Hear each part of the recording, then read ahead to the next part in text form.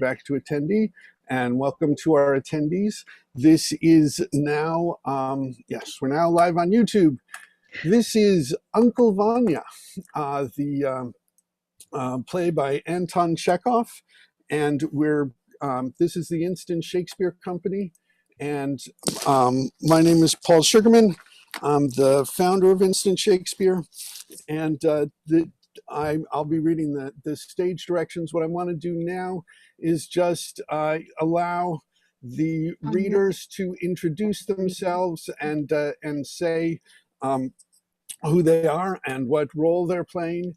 And what we do, the way we do these things is that we keep it in gallery view, and then we sort of like stop our video and mute ourselves when we're not in the scene, and unmute ourselves and turn on our video when we are in the scene, so that you can just see the people who were there. And so, anyways, Julie. Yes. Hi, I'm Julie Kirshner. I'm playing Marina. All right, and Jackie. Oh, hi, I'm Jacqueline Margolis, and I'm playing Madame Votskaya. Great, and Dan. Yes, good afternoon. My name is Dan Burkhardt. I'll be playing Elia Telegion, aka Waffles, an impoverished landowner. Okay, and Angus. Hi, Angus Hepburn playing Alexander Serebriakov. All right, and Marin. Hi, I'm Marin Sugarman. How are we pronouncing Elenia? Or is it Helena? Well, I think Helena would be fine. Helena? Helena, yes. Got you. So that's me. Hi. Hi. Okay, and Ken? I'm Kenneth Wayne. I'm Mikhail Ostrov, a doctor. All right, and Amelia? Hi, I'm Amelia Bell. I'll be playing Sonia. All right, and Ben? Bennett Polosi playing Uncle Vanya. Okay, and I think that's everyone. And so now let us go back a century to Russia, and I will be posting shortly the cast list, and I'll be Ken, I guess you do want me to read some just sort of basic sort of introductory stage directions? The basic things, and if you could also do the couple of lines as the voice of the watchman on page 49. Yep, absolutely, I got it. Okay, so this is... If we may begin. Yep, absolutely. Uncle Vanya, by Anton Chekhov, scenes from country life, translated by Marion Fell. The scene is laying on Serebryakov's country place. Act 1, a country house on a terrace. In front of it, a garden. In an avenue of trees under an old poplar stands a table set for tea with a samovar, etc. Some benches and chairs stand near the table. On one of them is lying a guitar. A hammock is swung nearby near the table. It is 3 o'clock in the afternoon of a cloudy day. Marina, a quiet, gray-haired little old woman, is sitting at the table knitting. Astrov is walking up and down near her. Take a little tea, my son. Somehow I don't seem to want any. Then will you have a little vodka instead? No. I don't drink vodka every day, and besides, it is too hot now. Tell me, nurse, how long have we known each other? Let me see, how long is it? Lord, help me remember. You came here into our parts. Let me think, when was it? Sonia's mother was still alive. It was 2 winters before she died. That was 11 years ago, perhaps more. Have I changed much since then? Oh, yes, you were handsome and young then, and now you are an old man and not handsome anymore. You drink too. Yes, 10 years have made me another man. And why? Because I am overworked. Nurse, I am on my feet from dawn till dusk. I know no rest. At night I tremble under my blankets for fear of being dragged out to visit someone who is sick. I have toiled without repose or a day's freedom since I have known you. Could I help growing old? And then existence is tedious anyway. It is a senseless, dirty business, this life, and goes heavily. Everyone about here is silly, and after living with them for 2 or 3 years, one grows silly oneself. It is inevitable. See what a long mustache I have grown. A foolish long mustache. Yes, I am as silly as the rest, nurse, but not as stupid. No, I have not grown stupid. Thank God my brain is not addled yet, though my feelings have grown numb. I ask nothing, I need nothing, I love no one, unless it is yourself alone. I had a nurse just like you when I was a child. Don't you want a bite of something to eat? No. During the 3rd week of Lent, I went to the epidemic at Malitskoye. It was eruptive typhoid. The peasants were all lying side by side in their huts, and the calves and pigs were running about the floor among the sick. Such dirt there was, and smoke unspeakable. I slaved among those people all day, not a crumb passed my lips, but when I got home, there was still no rest for me. A switchman was carried in from the railroad. I laid him on the operating table, and he went and died in my arms under chloroform, and then my feelings that should have been deadened awoke again. My conscience tortured me as if I had killed the man. I sat down and closed my eyes, like this, and thought, will our descendants 200 years from now, for whom we are breaking the road, remember to give us a kind word? No, nurse, they will forget. Man is forgetful, but God remembers. Thank you for that. You've spoken the truth. Enter Voitsky from the house. He has been asleep after dinner and looks rather disheveled. He sits down on the bench and straightens his collar. Yeah. Yes? Have you been asleep? Yes, very much so. Ever since the professor and his wife have come, our daily life seems to have jumped the track. I sleep at the wrong time. I drink wine. I eat all sorts of messes for lunch and dinner. It isn't wholesome.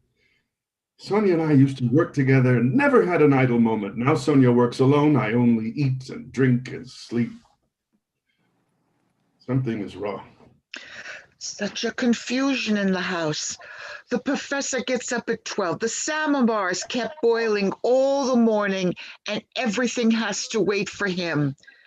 Before they came, we used to have dinner at 1 o'clock like everybody else, but now we have it at 7. The professor sits up all night reading and writing, and suddenly at 2 o'clock, there goes the bell. Heaven, what is that?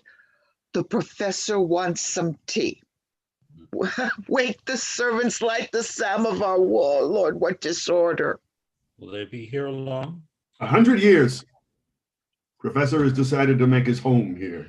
Look at this now. The samovar's been on the table for 2 hours, and they're all out walking. All right, don't get excited. Here they come.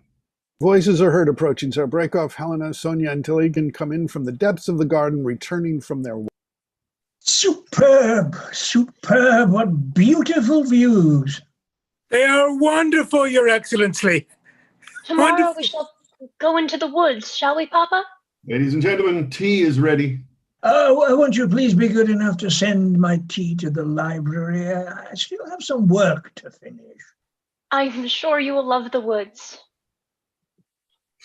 There goes our learned scholar on a hot, sultry day like this, in his overcoat and galoshes, carrying an umbrella.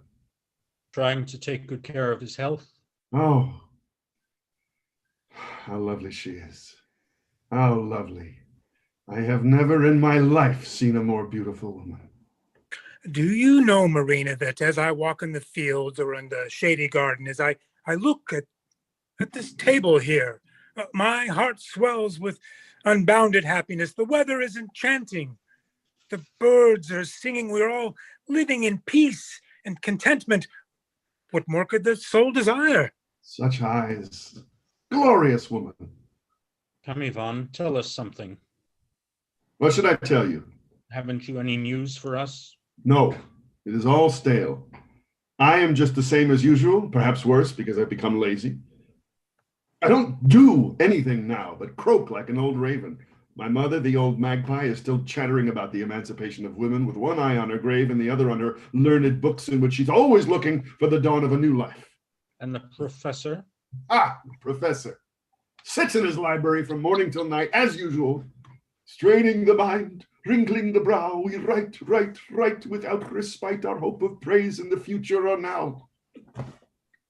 Poor paper, he ought to write his autobiography. He would really make a splendid subject for a book. Imagine it. The life of a retired professor, as stale as a piece of hardtack, tortured by gout, headaches, and rheumatism, his liver bursting with jealousy and envy, living on the estate of his first wife, although he hates it because he can't afford to live in town. He is everlastingly whining about his hard lot, though, as a matter of fact, he is extraordinarily lucky.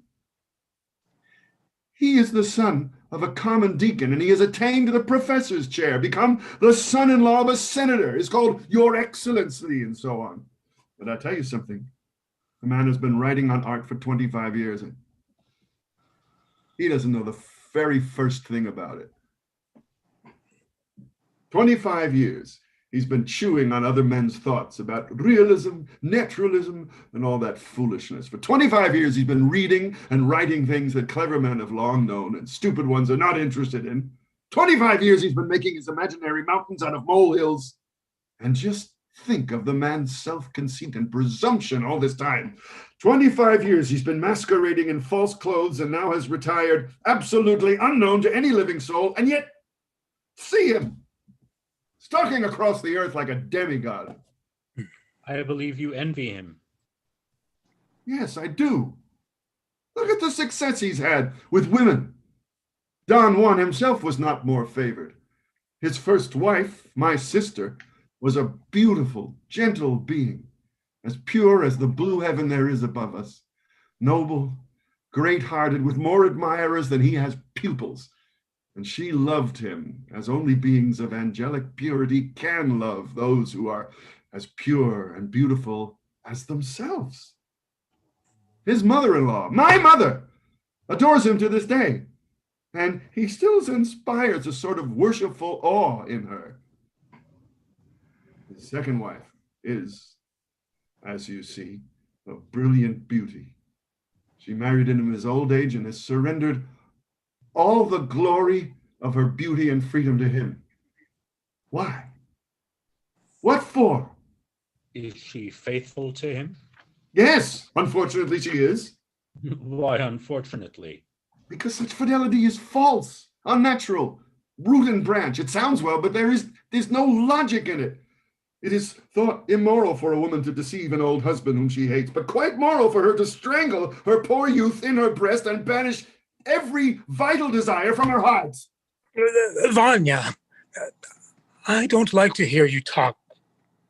So, listen, Vanya, everyone who betrays husband or wife is faithless and could also betray his country. Turn off the tap, Waffles.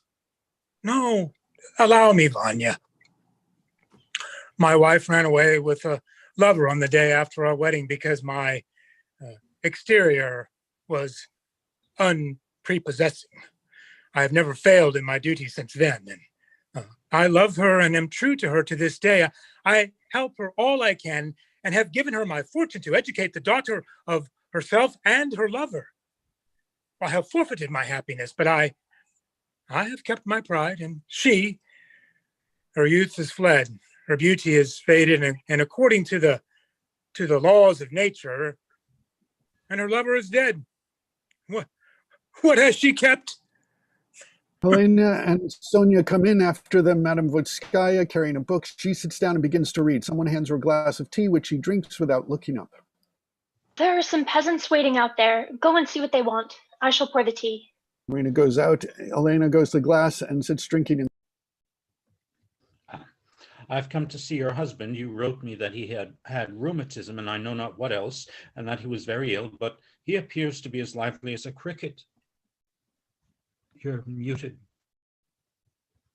He had a fit of blues yesterday evening and complained of pains in his legs. But he seems all right again today. And I galloped over here 20 miles at breakneck speed. No matter, though, it is not the first time. Once here, however, I'm going to stay until tomorrow, and at any rate, sleep quantum satis. Oh, splendid. You so seldom spend the night with us. Have you had dinner yet? No. Good. So you will have it with us. We dine at 7 now. This tea is cold. Oh, I forgot to tell Alexander. Am I muted? No, we skipped something. Waffles, yes, the samovar has grown cold. Yes, the samovar has grown cold. Don't mind, Monsieur Ivan. We will drink cold tea then. But I beg your pardon. My name is not Ivan, but Ilya, ma'am. Ilya Teligin, or Waffles, as I am sometimes called on account of my pockmarked face. I am Sonia's godfather, and His Excellency, your husband, knows me very well. Now, I now live with you, ma'am, on this estate, and perhaps you will be so good as to notice that I dine with you every day. He is our great help, our right-hand man. Dear godfather, let me pour you some tea. Oh, What is it, grandmother? I forgot to tell Alexander. I have lost my memory. I received a letter today from Paul Alexeyevich, and Kharkov, he has sent me a new pamphlet. Is it interesting? Yes, but strange. He refutes the very theories which he defended 7 years ago. It is appalling. There's nothing appalling about it. Drink your tea, man. Seems you never want to listen to what I have to say. Oh, pardon me, Jean, but you have changed so in the last year that I hardly know you. You used to be a man of settled convictions and had an illuminating personality. Oh, yes, I had an illuminating personality, which illuminated no one. I had an illuminating personality. You couldn't say anything more biting. I'm 47 years old.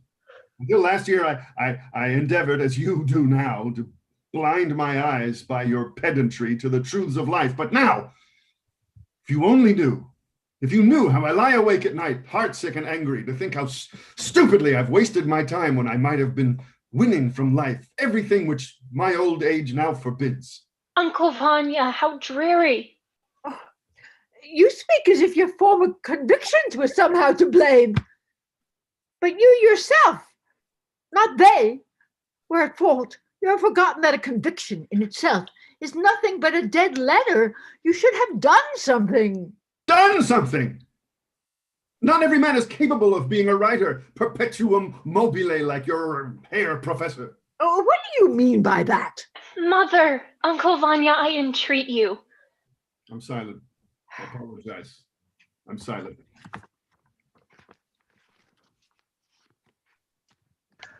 What a fine day. Not too hot. Fine day to hang oneself.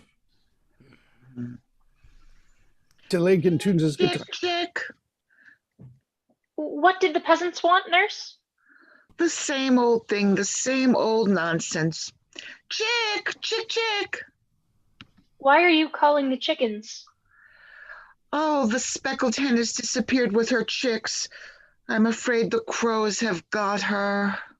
Telegan plays a polka. All listen in silence. Enter workman. Is the doctor here? Excuse me, but I have been sent to fetch you. Where are you from? The factory. Thank you. There's nothing for it then but to go. Damn it, this is annoying. Yes, it is too bad, really. You must come back to dinner from the factory. No, I won't be able to do that. It will be too late. Now, where? Look here, my man. Get me a glass of vodka, will you?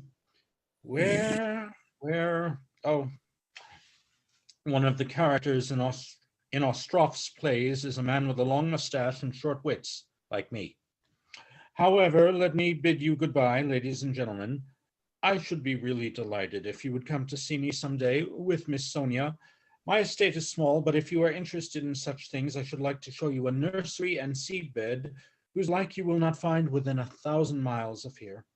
My place is surrounded by government forests. The forester is old and always ailing, so I superintend almost all the work myself. I have always heard that you are very fond of the woods. Of course, one can do a great deal of good by helping to preserve them. But does not that work interfere with your real calling? God alone knows what a man's real calling is. And do you find it interesting?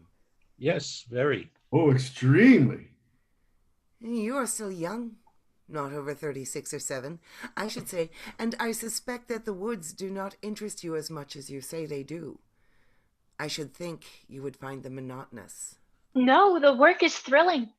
Dr. Astroff watches over the old woods and sets out new plantations every year, and he has already received a diploma and a bronze medal. If you will listen to what he can tell you, you will agree with him entirely. He says that forests are the ornaments of the earth, that they teach mankind to understand beauty and attune his mind to lofty sentiments. Forests temper a stern climate, and in countries where the climate is milder, less strength is wasted in the battle with nature, and the people are kind and gentle. The inhabitants of such countries are handsome, tractable, sensitive, graceful in speech and gesture. Their philosophy is joyous. Art and science blossom among them. Their treatment of women is full of exquisite nobility. Bravo. Bravo. All that is very pretty, but it's also unconvincing. So, my friend, you must let me go on burning firewood in my stove and building my sheds of planks. You can burn peat in your stoves and build your sheds of wood. Oh, I don't object, of course, to cutting wood from necessity, but why destroy the forests? The woods of Russia are trembling under the blows of the axe. Millions of trees have perished. The homes of the wild animals and birds have been desolated. The rivers are shrinking, and many beautiful landscapes are gone forever. And why? Because men are too lazy and stupid to stoop down and pick up their fuel from the ground. Am I not right, madame? Who but a stupid barbarian could burn so much beauty in his stove and destroy that which he cannot make? Man is endowed with reason and the power to create so that he may increase that which has been given him. But until now, he has not created but demolished. The forests are disappearing, the rivers are running dry, the game is exterminated, the climate is spoiled, and the earth becomes poorer and uglier every day. I read irony in your eye. You do not take what I'm saying seriously, and after all, it may very well be nonsense. But when I pass peasant forests that I have preserved from the axe, or hear the rustling of the young plantation set out with my own hands, I feel as if I had had some small share in improving the climate, and that if mankind is happy 1,000 years from now, I will have been a little bit responsible for their happiness. When I plant a little birch tree and then see it budding into young green and swaying in the wind, my heart swells with pride, and However, I must be off. Probably it is all nonsense anyway. Goodbye. He goes to the house. Sonia takes his arm and goes with him. When are you coming to see us again? I can't say. In a month? Astrov and Sonia go into the house. Yelena and Voitsky walk over to the terrace. You have behaved shockingly, Ivan. Shockingly again. Ivan, what sense is there in teasing your mother and talking about perpetuum mobile? And at breakfast you quarreled with Alexander again. Really, your behavior is too petty. But if I hate him? You hate Alexander without reason. He's like everyone else and no worse than you are. You could only see your face, your gestures. Oh, how tedious your life must be. It is tedious, yes, and dreary. You all abuse my husband and look on me with compassion. You think, poor woman, she is married to an old man. Well, how well I understand your compassion.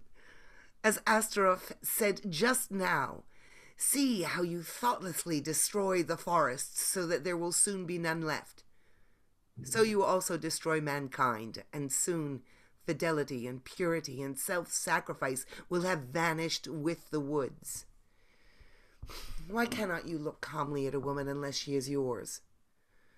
Because the doctor was right. You are all possessed by a devil of destruction.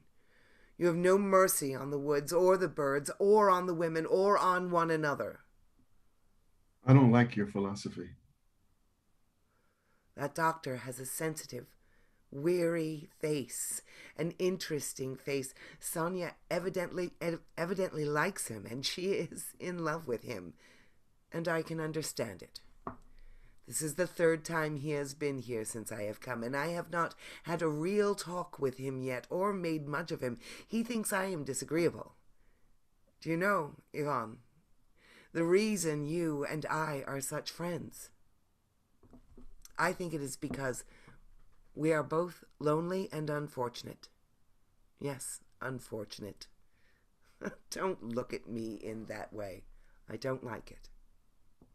How can I look at you otherwise when I love you? You are my joy, my life, my youth. I know that my chances of being loved and returned are infinitely small, do not exist, but I ask nothing of you. Only let me look at you, listen to your voice. Hush. Someone will overhear you. They go toward the house. Let me speak to you, my love. Do not drive me away, and this alone will be my greatest happiness. Oh, this is agony. Teligan strikes the strings of his guitar and plays a polka. Madame Votskaya writes something on the leaves of her pamphlet. The curtain falls. Act 2. The dining room of Serebrakov's house. It is night. The tapping of the watchman's rattle is heard in the garden. Serebrakov is dozing in an armchair by an open window, and Helgelena is sitting beside him, also half asleep. Who's there? Is it you, Sonia? It is I. Oh, it's you, Nellie. Oh, this pain is unbearable. Oh, your shawl has slipped down. Let me shut the window. No, leave it open. I'm suffocating. I dreamt just now that my left leg belonged to someone else, and it hurt so that I woke. I don't believe this is gout. It's more like rheumatism. What time is it? 12:30. I want you to look for Batushka's works in the library tomorrow. I think we have him. What is that? Look for Batushka's tomorrow morning. We used to have him, I remember. Oh, why do I find it so hard to breathe? You are tired. This is the second night you have had no sleep. They say that Turgenev got angina of the heart from gout. I'm afraid I am getting angina too. Oh, damn this horrible, accursed old age. Ever since I've been old, I've been hateful to myself. And I'm sure hateful to you all as well. You speak as if we were to blame for your being old. I'm more hateful to you than to anyone else. You're quite right, of course. I'm not an idiot. I can understand you. You're young and healthy and beautiful and longing for life. And I'm an old dotard, almost a dead man already. Don't I know it? Of course, I see that it's foolish for me to live so long. Ah, but wait. I shall soon set you all free.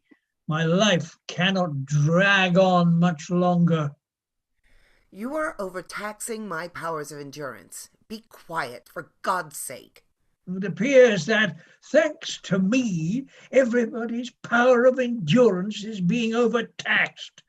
Everybody is miserable. Only I am blissfully triumphant. Oh, yes, of course. Be quiet. You're torturing me. I torture everybody, of course. This is unbearable.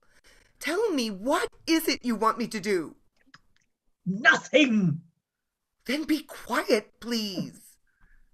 It's funny that everybody listens to Ivan and his old idiot of a mother, but the moment I open my lips, you all begin to feel ill-treated. You can't even stand the sound of my voice. Even if I am hateful, even if I am a selfish tyrant, haven't I the right to be one at my age? Haven't I deserved that? Haven't I? I ask you, the right to be respected now that I am old. No one is disputing your rights. The wind is rising. I must shut the window. We shall have rain in a moment. Your rights have never been questioned by anybody. The watchman in the garden sounds his rattle. I have spent my life working in the interests of learning.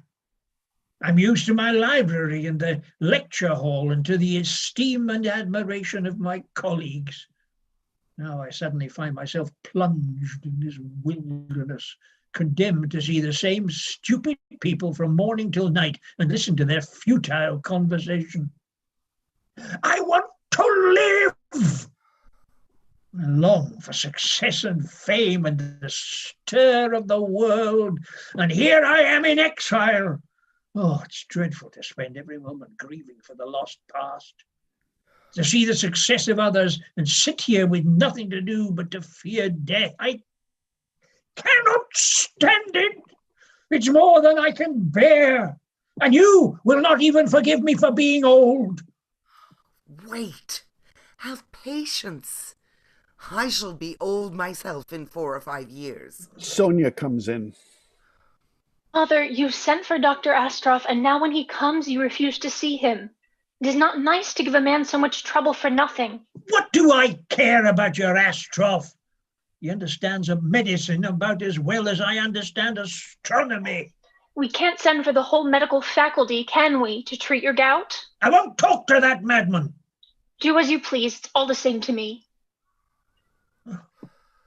What time is it? 1 o'clock. Oh, it's stifling in here. Sonia, hand me that bottle on the table. Here it is. No, not that one. Can't you understand me? Can't I ask you to do anything?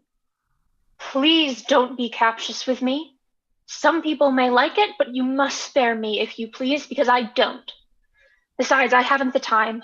We are cutting hay tomorrow, and I must get up early. Voitsky comes in dressed in a long gown and carrying a candle.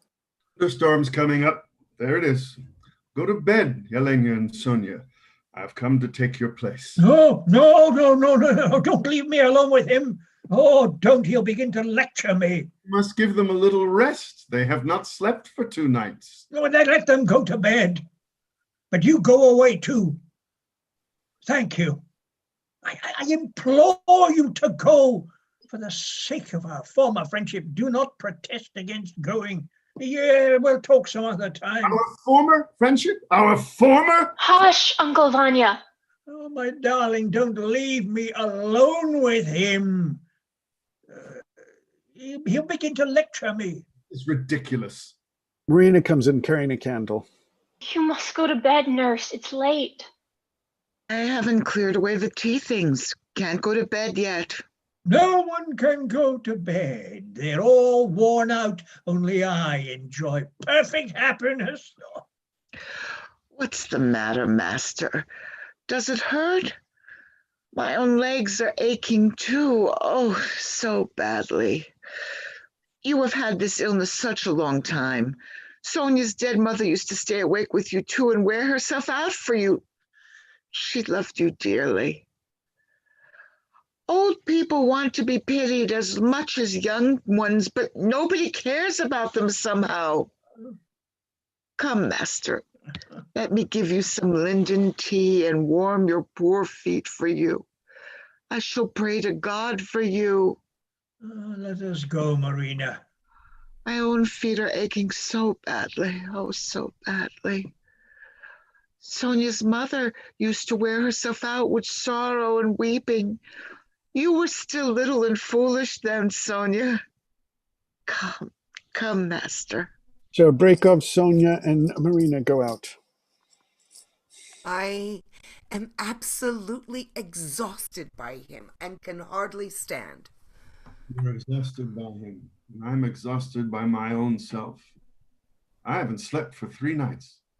Something is wrong in this house. Your mother hates everything but her pamphlets and the professor. The professor is vexed. He won't trust me and fears you. Sonia is angry with her father and with me and hasn't spoken to me for 2 weeks. And I am at the end of my strength and have come near bursting into tears at least 20 times today. Something is wrong in this house. Leave speculating alone. You are cultured and intelligent, Yvonne, and you surely understand that the world is not destroyed by villains and conflagrations, but by hate and malice and all this spiteful tattling. It is your duty to make peace and not to growl at everything. Help me first to make peace with myself, my darling. Let go. Go away. Soon the rain will be over, and all nature will sigh and awake refreshed.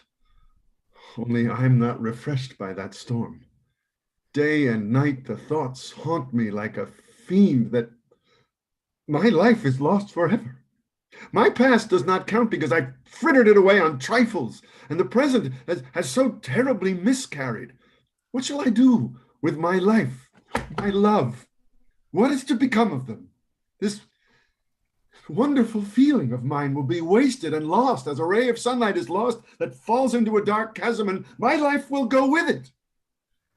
I am as it were benumbed when you speak to me of your love, and I don't know how to answer you. Forgive me. I have nothing to say to you. Good night. If you only knew how I am tortured by the thought that beside me in this house is another life that is being lost forever. Yours. What are you waiting for? What accursed philosophy stands in your way? Understand. Yvonne, you are drunk. Perhaps. Where is the doctor? He's in there spending the night with me. Perhaps I am drunk. Perhaps I am. Nothing is impossible. Have you just been drinking together? Why do you do that? Because in this way, I get a taste of life. Let me do it, Helena. You never used to drink, and you never used to talk so much. Go to bed. I am tired of you. My sweetheart, my beautiful one. Leave me alone. Really. This has become too disagreeable. Yelena goes out, appalled. Oh, she's gone. I met her first 10 years ago at her sister's house when she was 17 and I was 37.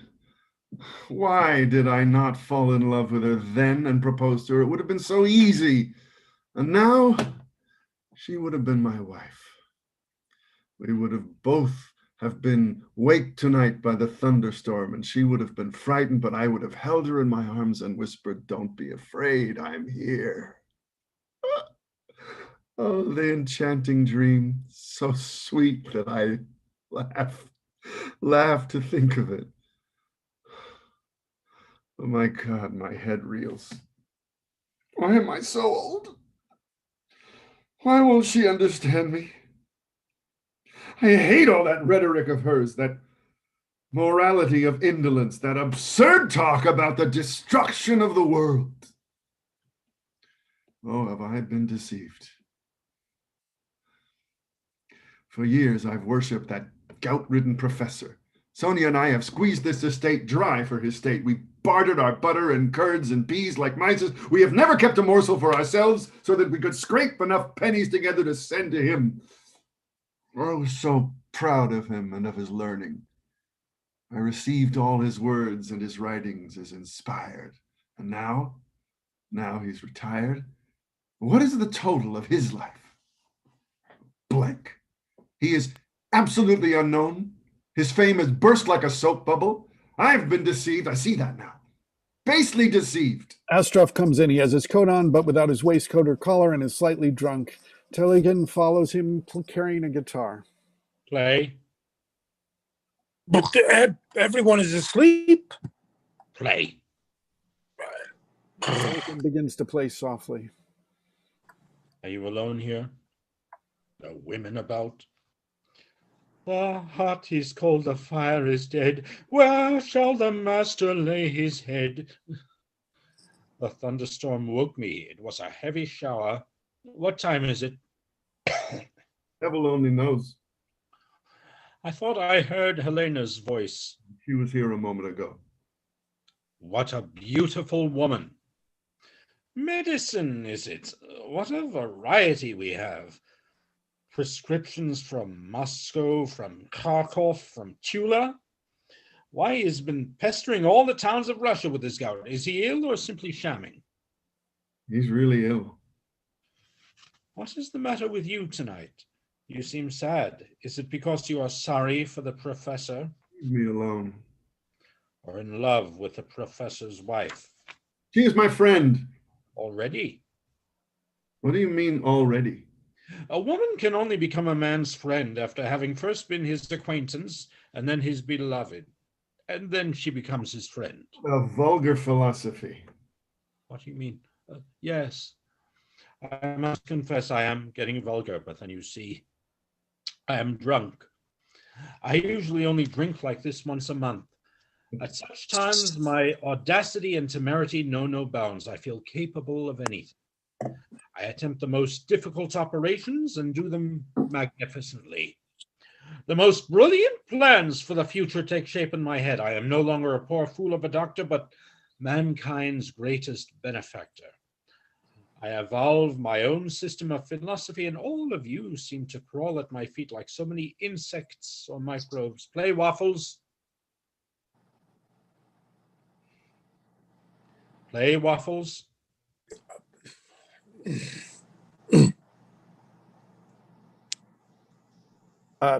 Waffles, you have some lines there. My dear boy, I would play.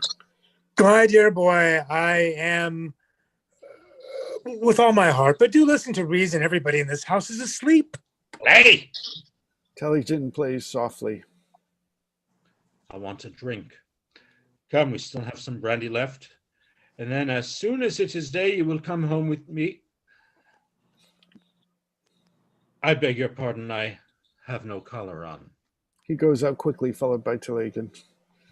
Uncle Vanya, you and the doctor have been drinking. The good fellows have been getting together. It is all very well for him. He has always done it, but why do you follow his example? It looks dreadfully at your age. Age has nothing to do with it. When real life is wanting, one must create an illusion. It is better than nothing. Our hay is all cut and rotting in these daily rains, and here you are busy creating illusions. You have given up the farm altogether. I have done all the work alone until I am at the end of my strength. Uncle, your eyes are full of tears. Nonsense. There's no tears in my eyes. You looked at me then just as your dead mother used to, my darling. My sister. My dearest. Where are you now? Oh, if you only knew. If you only knew. If she only knew what, Uncle? My heart is bursting. It is awful. No matter, though. I must go. He goes out. Dr. Ostroff, are you awake? Please come here for a minute. In a moment. Appears a few seconds later. He's put on his collar and waistcoat. What do you want? Drink as much as you please yourself if you don't find it revolting, but I implore you not to let my uncle do it. It is bad for him. Very well, we won't drink any more. I'm going home at once. That is settled. It will be dawn by the time the horses are harnessed. It is still raining. Wait till morning. The storm is blowing over. This is only the edge of it. I must go. And please, don't ask me to come and see your father anymore. I tell him he has gout, and he says it is rheumatism. I tell him to lie down, and he sits up. Today, he refused to see me at all. He has been spoiled. Won't you have a bite to eat? Yes, please. I believe I will. I love to eat at night. I'm sure we'll find something in here. They say he has made a great many conquests in his life and that the women have spoiled him. Here is some cheese for you. Oh, I haven't eaten anything today. Your father has a very difficult nature. May I? We are alone here, and I can speak frankly. Do you know, I could not stand living in this house for even a month. This atmosphere would stifle me. There is your father, entirely absorbed in his books and his gout. There is your Uncle Vanya with his hypochondria, your grandmother, and finally your stepmother. What about her? A human being should be entirely beautiful. The face, the clothes, the mind, the thoughts. Your stepmother is, of course, beautiful to look at, but don't you see, she does nothing but sleep and eat and walk and bewitch us, and that is all. She has no responsibilities. Everything is done for her. Am I not right?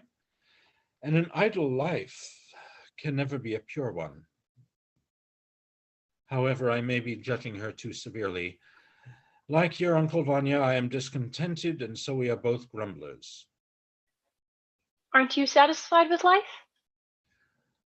I like life as life, but I hate and despise it in a little Russian country village. And as far as my own personal life goes, by heaven, there is absolutely no redeeming feature about it. Haven't you noticed, if you are riding through a dark wood at night and see a little light shining ahead, how you forget your fatigue and the darkness and the sharp twigs that whip your face? I work, that you know, as no one else in the country works. Fate beats on me without rest. At times I suffer unendurably, and I see no light ahead. I have no hope. I do not like people. It is long since I have loved anyone. You love no one? Not a soul. I only feel a sort of tenderness for your old nurse, for old time's sake. The peasants are all alike. They are stupid and live in dirt, and the educated people are hard to get along with. One gets tired of them. All our good friends are petty and shallow and see no farther than their own noses, and one where they are dull. Those that have brains are hysterical, devoured with a mania for self-analysis. They whine, they hate, they pick faults everywhere with unhealthy sharpness. They sneak up to me sideways, look at me out of a corner of the eye and say, that man is a lunatic, that man is a windbag, or if they don't know what else to label me with, they say, I am strange. I like the woods, that is strange. I don't eat meat, that is strange too. Simple natural relations between man and man, or man and nature, do not exist. I beg you, I implore you not to drink anymore. Why not? It is so unworthy of you. You are well-bred, your voice is sweet, you are even, more than anyone I know, handsome. Why do you want to resemble the common people that drink and play cards? Oh, don't, I beg you. You always say that people do not create anything, but only destroy what heaven has given them. Why? Oh, why do you destroy yourself? Oh, don't. I implore you not to. I entreat you. I won't drink anymore. Promise me. I give you my word of honor. Thank you. I have done with it. You see, I'm perfectly sober again, and so I shall stay till the end of my life. But as I was saying, life holds nothing for me. My race is run. I am old, I am tired, I am trivial, my sensibilities are dead. I could never attach myself to anyone again. I love no one and never shall. Beauty alone has the power to touch me still. I am deeply moved by it. Helena could turn my head in a day if she wanted to, but that is not love. That is not affection. What is it? Nothing. During Lent, one of my patients died under chloroform. It is time to forget that.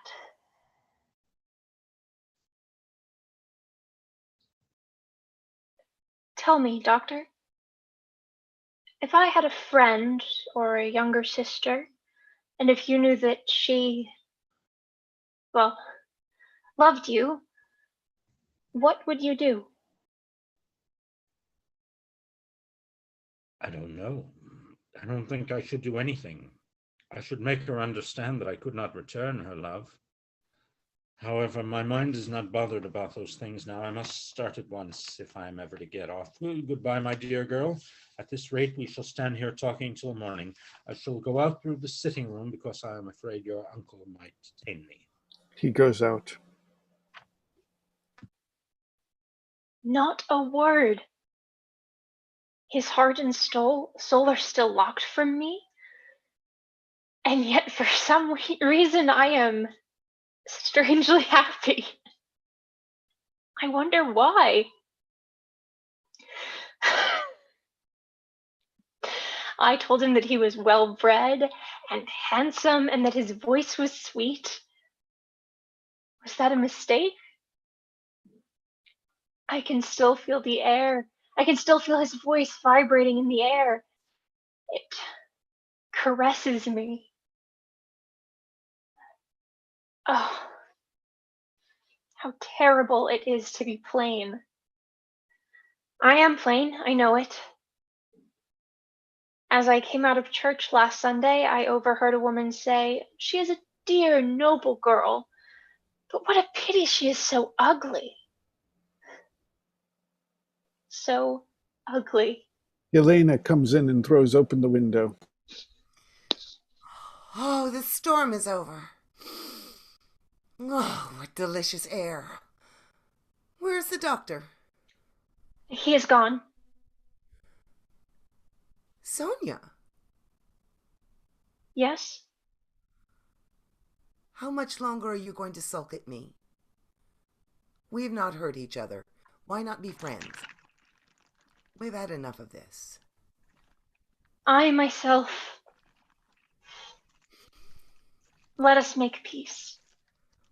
With all my heart.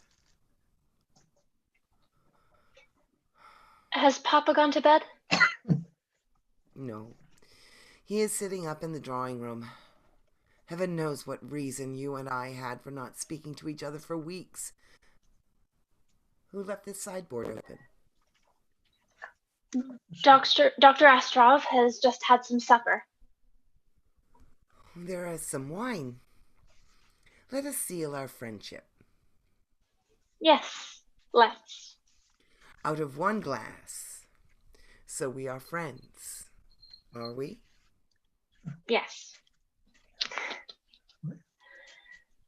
I have long wanted to make friends, but somehow I was ashamed to. Why are you crying? I don't know. It's nothing.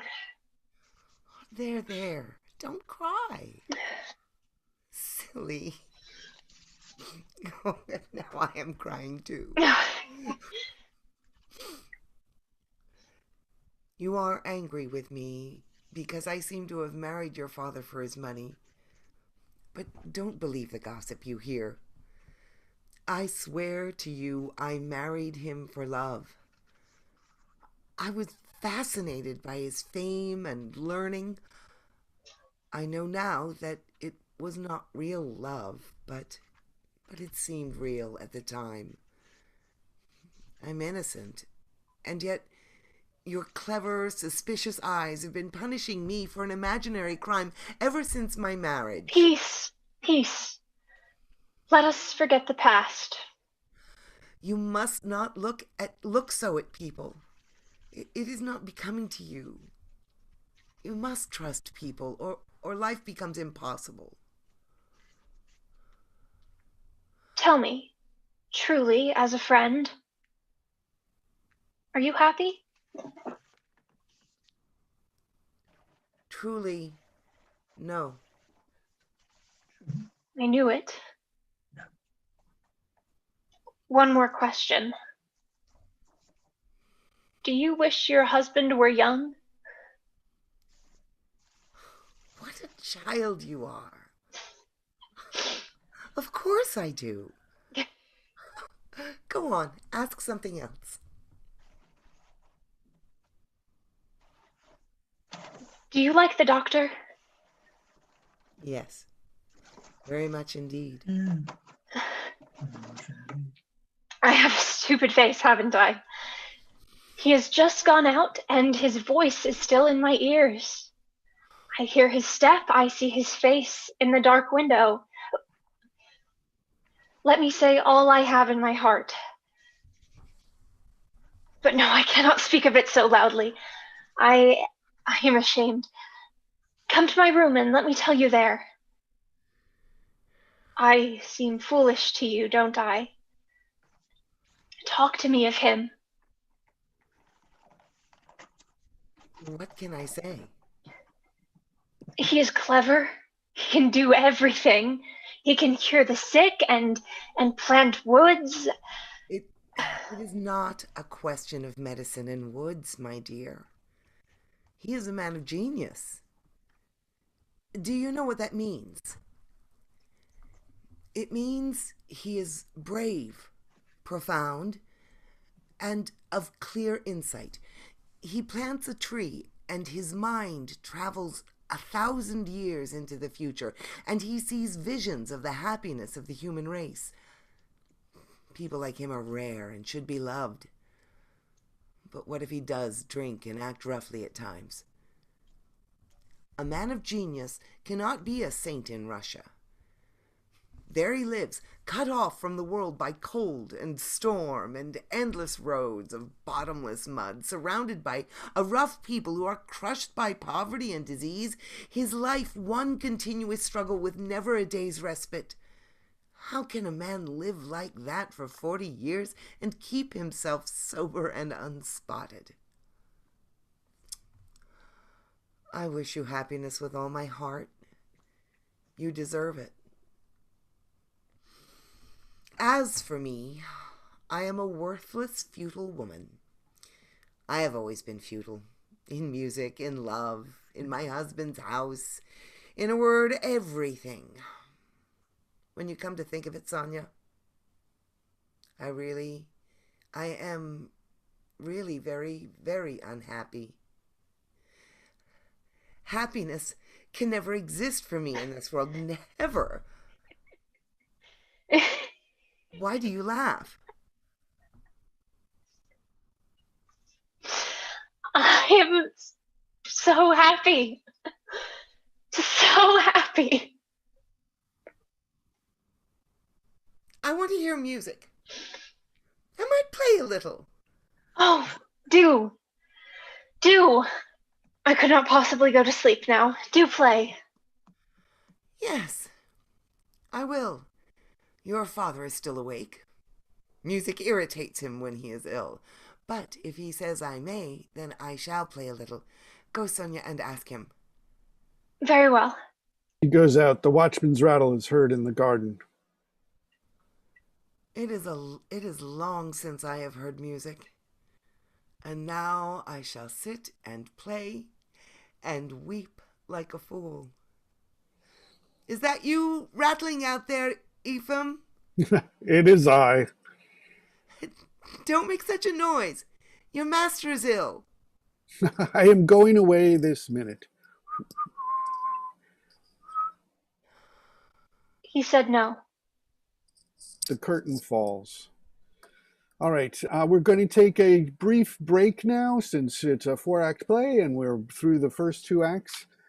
So we'll be starting again in about 5 minutes at about 2:05. So if anybody's got any, needs to take a break or has got any questions or anything, they can speak now. So we're making nice time. That was the longest act, I believe, but we're doing very well. Yeah. And I have to say, I love Julie's character. Are you there, Julie? Yeah, Marina. Yeah. She's the rock. She's the foundation on which the house is built. Everybody, when things are going bad for everyone, they all seem to gravitate to her. And you know, she knows even how to handle the old professor. She's that's a terrific part, really. Oh, Thank you. I'm glad that we're doing this. I'm glad to be in it. Yeah. Well, she handles him by treating him like a little boy, Yeah, well, that's is probably what he's become. Yeah. Serebriakov is too often played as a farcical buffoon, which is not right. No. He's just a scared old man. The bit about Turgenev ended up with heart troubles from gout. Therefore, I can't have gout. I mustn't have gout because that would mean I'm in danger. Mm-hmm. I think you're really right. I have an academic background. I went to grad school and I've been to conferences and just hung out with a lot of professors, and that's underneath the impressiveness that they have when you're a young student, very often it's that. It's I'm thinking Desperate, in particular. desperately clinging to what they had. And of course, Yelena's in the situation that they met in Moscow. He was glamorous. They went to parties. They went to visit people. It was a massive social life. He's come back down to the country and she's going crazy in isolation. It's just desperation.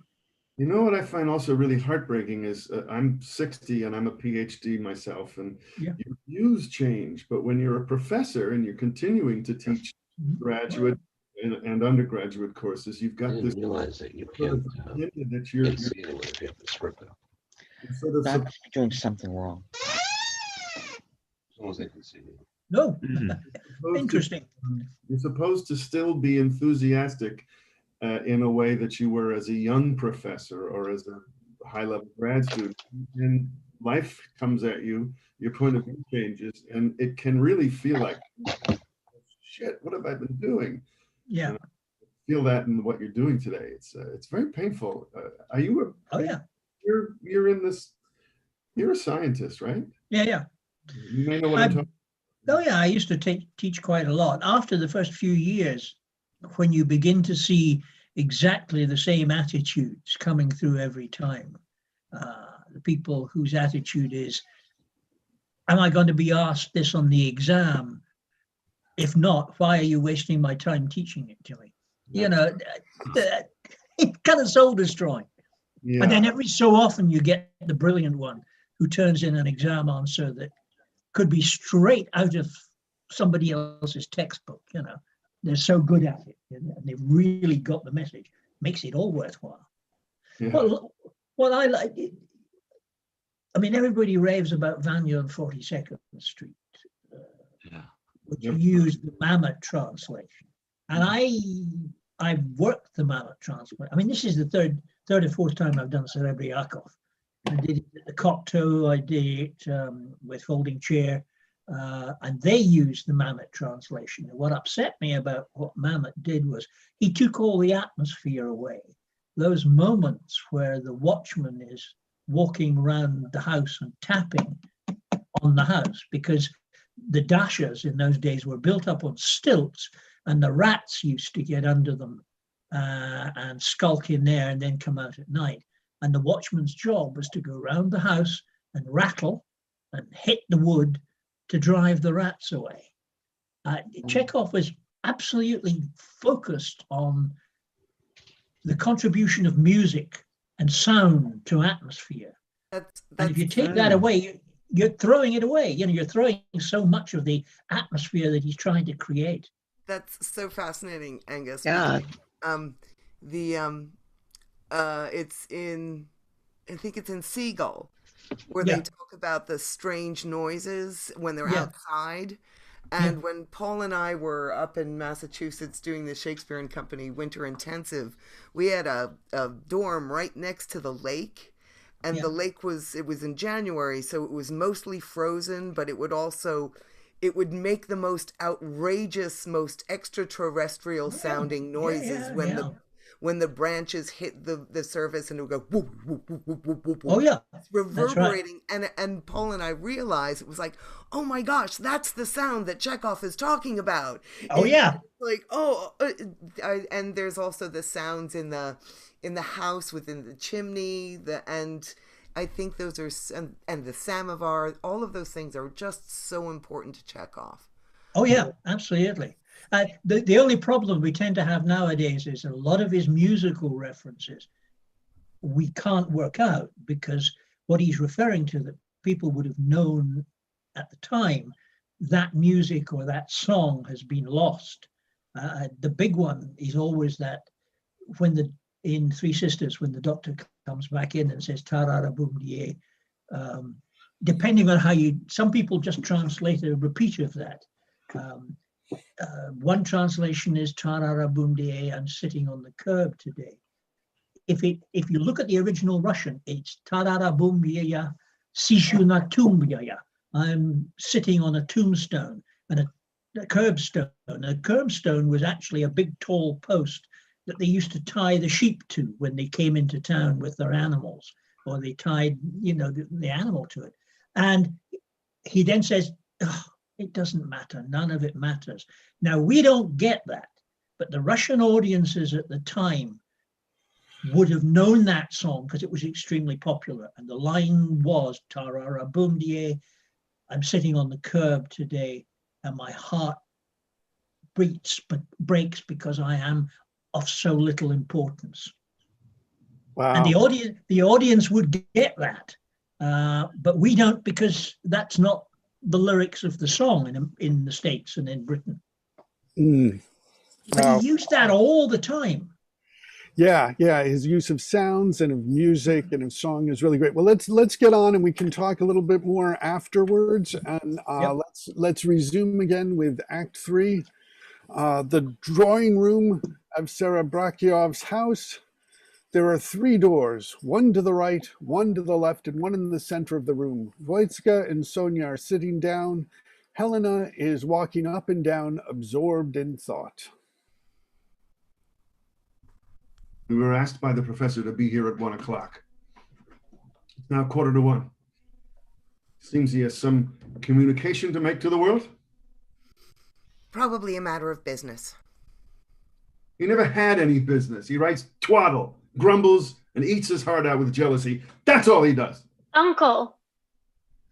All right. I beg your pardon. Look at her, wandering up and down from sheer idleness.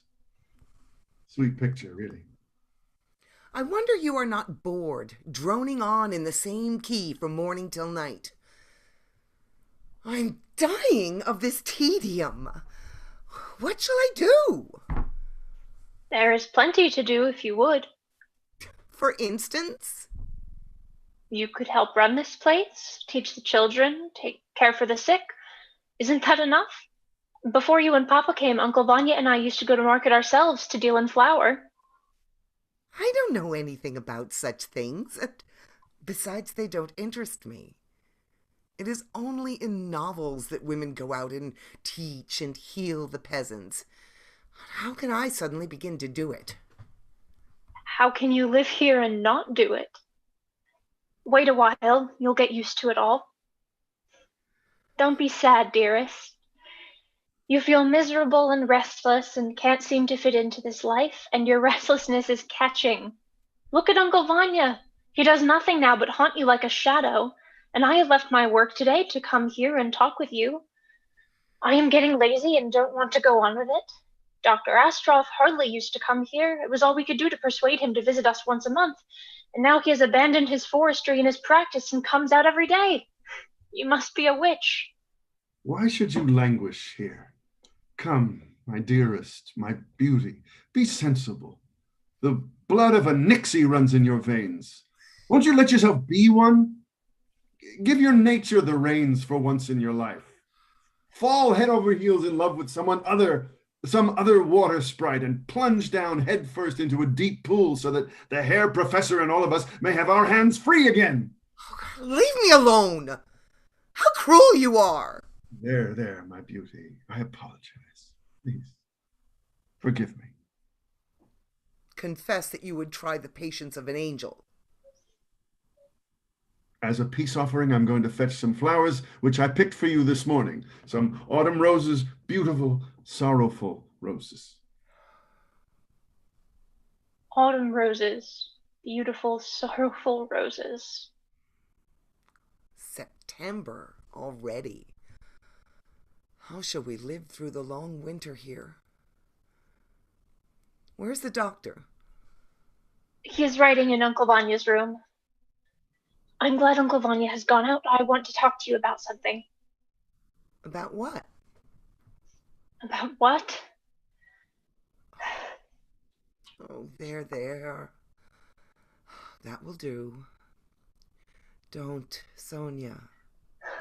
I am ugly. You have lovely hair. Don't say that. No, when a woman is ugly, they always say she has beautiful hair or eyes. I have loved him now for 6 years.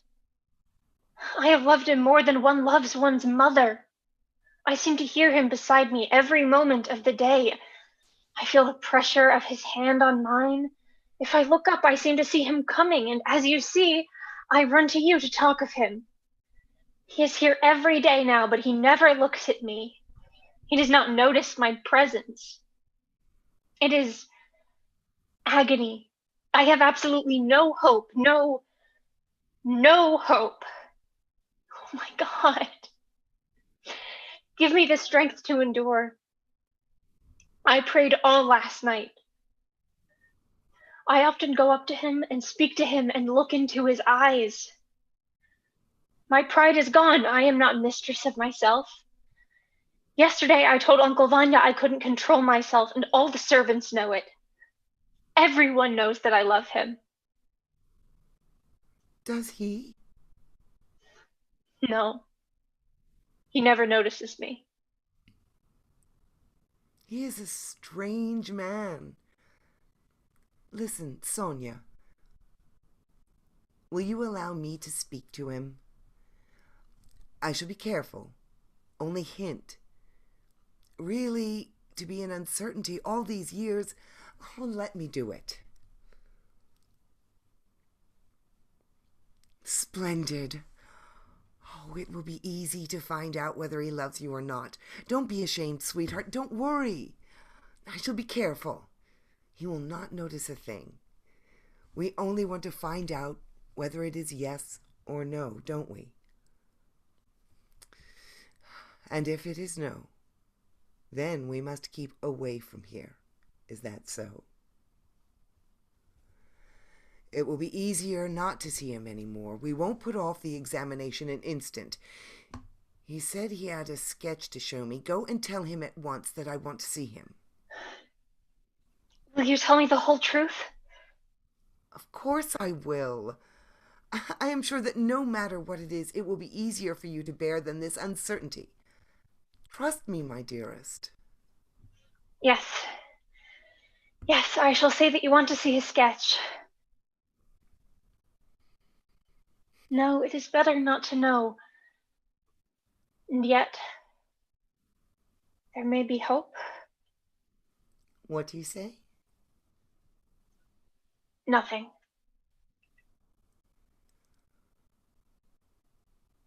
There is no greater sorrow than to know another's secret when you cannot help them. He is obviously not in love with her, but why shouldn't he marry her? She is not pretty, but she is so clever and pure and good. She would make a splendid wife for a country doctor of his years. I can understand how the poor child feels. She lives here in this desperate loneliness with no one around her except these colorless shadows that go mooning about, talking nonsense and knowing nothing except that they eat, drink, and sleep. Among them appears from time to time this Dr. Astaroth, so different, so handsome, so interesting, so charming. It is like seeing the moon rise on a dark night. Oh, to surrender oneself to his embrace, to lose oneself in his arms. I am a little in love with him myself. Yes, I am lonely without him, and when I think of him, I smile. That Uncle Vanya says I have the blood of a Nixie in my veins. Give rein to your nature for once in your life. Perhaps it is right that I should. Oh, to be free as a bird, to fly away from all your sleepy faces and your talk and forget that you have existed at all. But I am a coward. I'm afraid. My conscience torments me. He comes here every day now. I can guess why, and feel guilty already. I should like to fall on my knees at Sonia's feet and beg her forgiveness and weep. Astroff comes in carrying a portfolio. How do you do? Do you want to see my sketch? Yes. You promised to show me what you had been doing. Have you time now? Of course I have. Where were you born? In St. Petersburg. And educated? At the conservatory there. You don't find this life very interesting, I dare say. Oh, why not? It is true I don't know the country very well, but I have read a great deal about it. I have my own desk there in Yvonne's room. When I'm absolutely too exhausted to go on, I drop everything and rush over here to forget myself in this work for an hour or two. Yvonne and Miss Sonia sit rattling at their counting boards, the cricket chirps, and I sit beside them and paint, feeling warm and peaceful. But I don't permit myself this luxury very often, only once a month. Look there. That is a map of our country as it was 50 years ago. The green tints, both dark and light, represent forests. Half the map, as you see, is covered with it.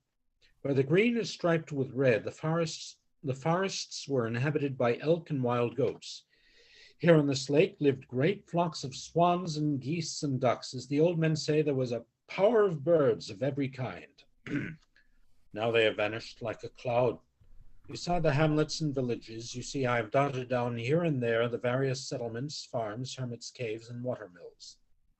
This country carried a great many cattle and horses, as you can see by the quantity of blue paint. For instance, see how thickly it lies in this part. There were great herds of them here, an average of 3 horses to every house. Now look lower down. This is the country as it was 25 years ago. Only a third of the map is green now with forests. There are no goats left and no elk. The blue paint is lighter, and so on and so on. Now we come to the third part, our country as it appears today. We still see spots of green, but not much. The elk, the swans, the blackcock have disappeared. It is, on the whole, the picture of a regular and slow decline, which it will evidently only take about 10 or 15 more years to complete.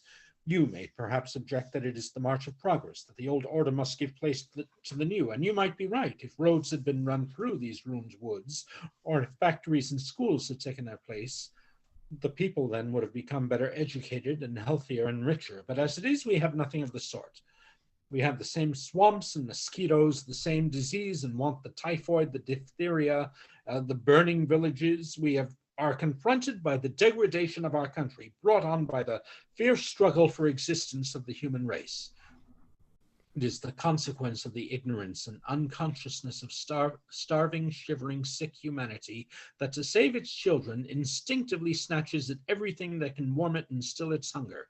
So it destroys everything it can lay its hands on without a thought for the morrow, and almost everything has gone, and nothing has been created to take its place. But I see by your face that I am not interesting you. I know so little about such things. There's nothing to know. It simply isn't interesting, that's all. Frankly, my thoughts were elsewhere. Forgive me. I want to submit you to a little examination, but I am embarrassed and don't know how to begin. An examination? Yes, but quite an innocent one. Sit down. It is about a certain young girl I know. Let us discuss it like honest people, like friends, and then forget what has passed between us. Shall we? Very well. It is about my stepdaughter, Sonia. Do you like her? Yes, I respect her. Do you like her as a woman? No. One more word, and that will be the last. You have not noticed anything? No, nothing. You do not love her. I see that in your eyes. She is suffering. You must realize that and not come here anymore. My sun has set, yes, and then I haven't the time. Where shall I find time for such things? What an unpleasant conversation. I am as out of breath as if I had been running 3 miles uphill. Thank heavens that is over. Now, let us forget everything as if nothing had been said. You are sensible. You understand. I am actually blushing. If you had spoken a month ago, I might perhaps have considered it, but now, of course, if she is suffering, but I cannot understand why you had to put me through this examination. Oh. You are wily. What does that mean? You are a wily one. I admit that Sonia is suffering, but what does this examination of yours mean? Please don't put on such a look of surprise. You know perfectly well why I come here every day. Yes, you know perfectly why and for whose sake I come. Oh, my sweet tigress, don't look at me in that word. I am an old bird. A tigress? I don't understand you. Beautiful, sleek tigress, you must have your victims. For a whole month, I have done nothing but seek you eagerly. I have thrown over everything for you, and you love to see it. Now then, I'm sure you knew all this without putting me through your examination. I surrender. Here you have me. Now eat me. You have gone mad. You are afraid. I am a better and stronger woman than you think me. Goodbye. Why, goodbye. Don't say goodbye. Don't waste words. Oh, how lovely you are. What hands. Enough of this. Leave the room. You have forgotten yourself. Tell me, where can we meet tomorrow? Don't you see that we must meet, that it is inevitable? Oh, God, have pity. Leave me. Don't. Be in the forest tomorrow at 2 o'clock, will you? Will you? Let me go. This is appalling. Nothing. Yes, nothing. The weather is fine today, my dear Ivan. The morning was overcast and looked like rain, but now the sun is shining again. Honestly, we have had a very fine autumn and the wheat is looking fairly well. But the days are growing short. You must do your best. You must use all your power to get my husband and myself away from here today. Do you hear me? I say this very day. Yeah, right, yes, right. Helena, I saw everything. Do you hear me? I must leave here this very day. I am not very well myself, Your Excellency. I have been limping for 2 days and my head. Where are the others? Oh, I hate this house. It is a regular labyrinth. Everyone is scattered through the 26 enormous rooms. One never can find a soul. Ask my wife and Madame Vyoitskaya to come here. I am here already. Please, all of you sit down. What did he say? I'll tell you later. You are moved. I understand. He said he would not come here anymore. Tell me, did he? One can, after all, become reconciled to being an invalid, but not to this country life. The waves of it stick in my throat, and I feel exactly as if I'd been whirled off the earth and landed on a strange planet. Please be seated, ladies and gentlemen. Sonia! Oh, she doesn't hear me. Sit down too, nurse. I crave your indulgence, ladies and gentlemen. Hang your ears, if I may say so, on the peg of attention. Perhaps you do not need me. May I be excused? No, you are needed now more than anyone. What is it you want of me? What are you angry about? If it's anything I have done, I ask you to forgive me. Drop that and come to business. What do you want? Here is Mother. Ladies and gentlemen, I shall begin. I have asked you to assemble here, my friends, in order to discuss a very important matter. I want to ask you for your assistance and advice. And knowing your unfailing amiability, I think I can count on both. I am a bookworm, a scholar, and am unfamiliar with practical affairs. I cannot, I find, dispense with the help of well-informed people such as you, Ivan, you, Telegin, and you, Mother.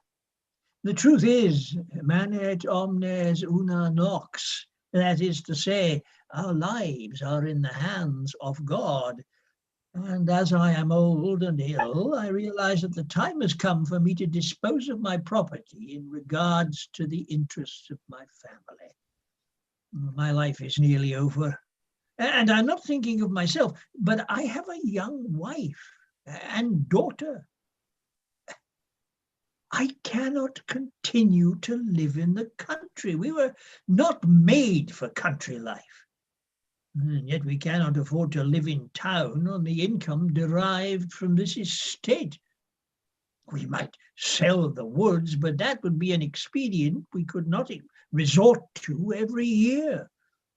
We must find some means of guaranteeing to ourselves a certain more or less fixed yearly income. Now, with this object in view, a plan has occurred to me, which I now have the honor of presenting to you for your consideration. I shall only give you a rough outline, avoiding all the details. Now, a state does not pay on average more than 2% on the money invested in it. I propose to sell it.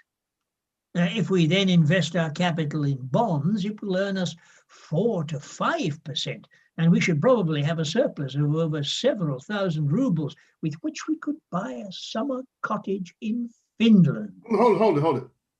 Repeat what you just said. I don't think I heard you quite right.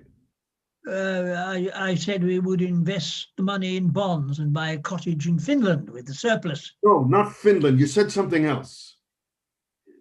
I proposed to sell this place. Ah, that was it. So you're going to sell this place. Splendid! The idea's a rich one. And what do you propose to do with my old mother and me and with Sonia here? Well, that will be decided in due time. We can't do everything at once. Wait. It is clear that until this moment, I have never had a grain of sense in my head. I have always been stupid enough to think that the estate belonged to Sonia. My father bought it as a wedding present for my sister, and I foolishly imagined that as our laws were made for Russians and not Turks, my sister's estate would come down to her child. Oh, of course it's Sonia's. Has anyone denied it? I don't want to sell it without Sonia's consent. On the contrary, what I am doing is for Sonia's good. This is absolutely incomprehensible. Either I have gone mad or... Jane, don't contradict Alexander. Trust to him. He knows better than we do what is right and what is wrong. I shan't. Go ahead. Say anything you please. Anything. Well, I can't imagine why you are so upset. I don't pretend that my scheme is an ideal one, and if you all object to it, I shall not persist. I not only nourish feelings of respect toward learning, Your Excellency, but I'm also drawn to it by family ties. My brother, Gregory's wife's brother, whom you may know, his name is Konstantin Lakhtimanov, and he used to be a magistrate. Stop, Waffle. This is business. Now, wait a bit. We'll talk about that later. There, now. Ask him what he thinks. This estate was bought from his uncle. Why should I ask questions? What good would it do? The price was 95,000 rubles. My father paid 70, left a debt of 25. Now listen, that place could never have been bought had I not renounced my inheritance in favor of my sister, whom I deeply loved. And what is more, I worked for 10 years like an ox and paid off the debt.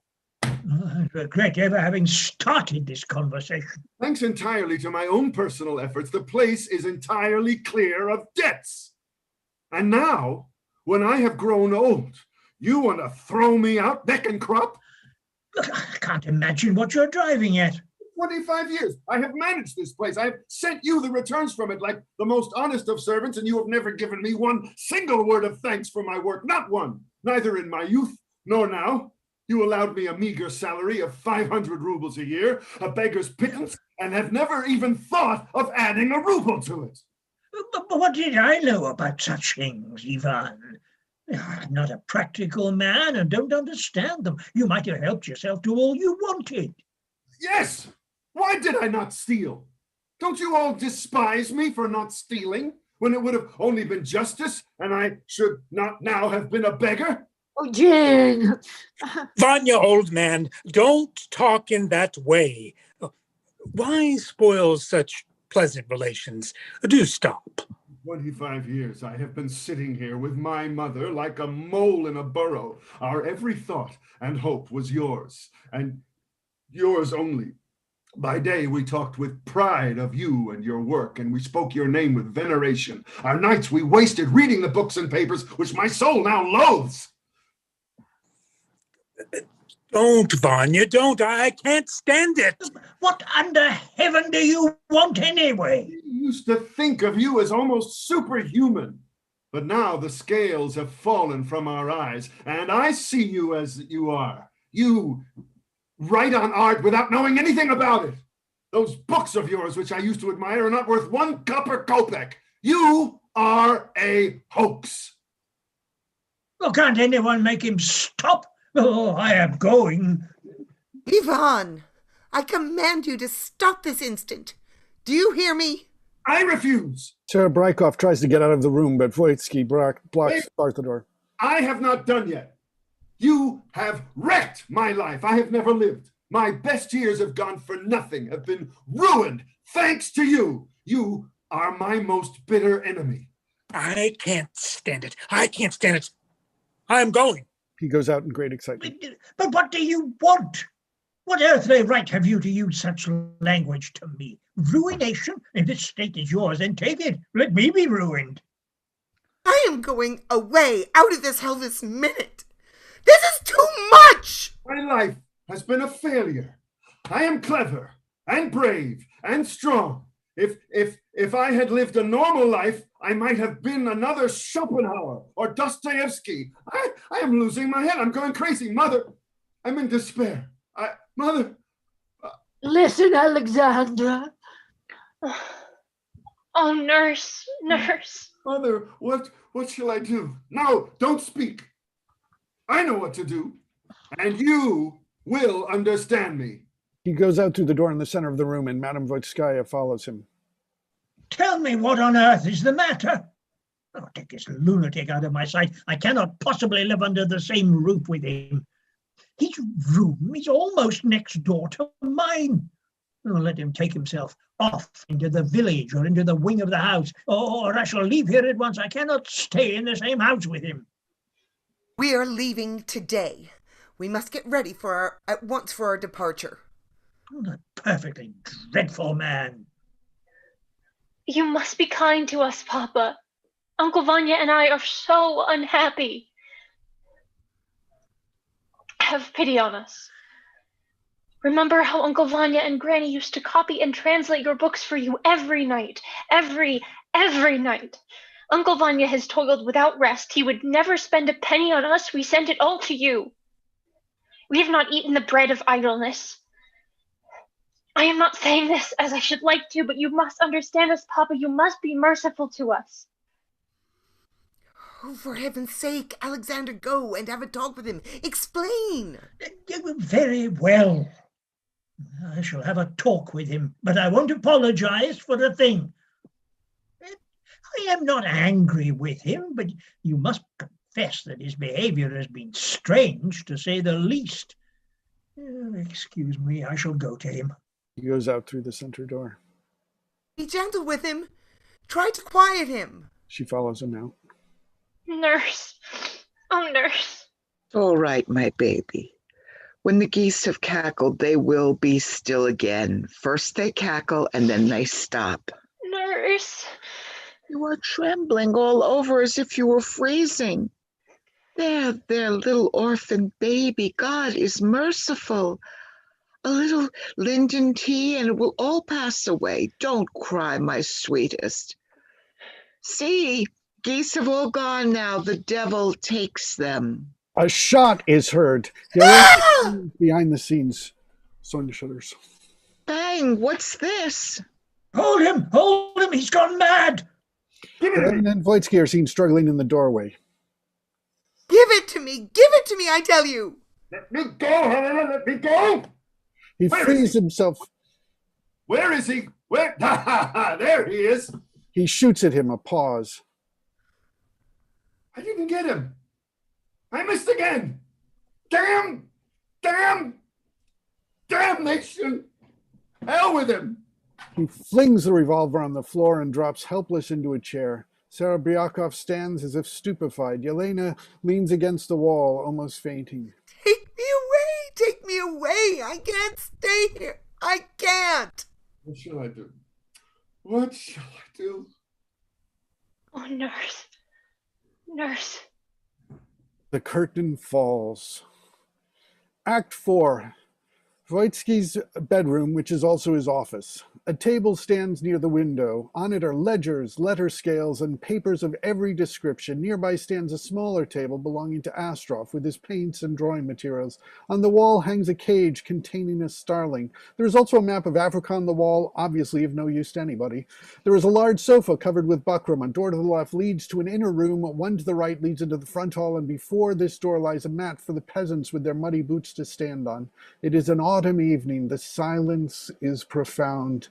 Telegin and Marina are sitting facing one another, winding wool. Be quick, Marina, or we shall be called away to say goodbye before you have finished. The carriage has already been ordered. I am a little tired. They are going to Kharkov to live. They do well to go. They have been frightened. The professor's wife won't stay here an hour longer. If we are going at all, let's be off, she says. We shall go to Kharkov and look about us, and then we can send for our things. They're traveling light. It seems, Marina, that fate has decreed for them not to live here. And quite rightly. What a storm they have just raised. It was shameful. It was indeed. The scene was worthy of the brush of Abishevsky. I wish I had never laid eyes on them. Now we shall have things as they were again. Tea at 8, dinner at 1, and supper in the evening. Everything in order as decent folks, as Christians like to have it. Oh, it's a long time since I've eaten noodles. Yes, we haven't had noodles for ages. Not for ages. As I was going through the village this morning, Marina, one of the shopkeepers, called after me, "Hi, you hanger-on." I felt it bitterly. Don't pay the least attention to them, Master. We are all dependents on God. You and Sonia and all of us, everyone must work. No one can sit idle. Oh, where is Sonia?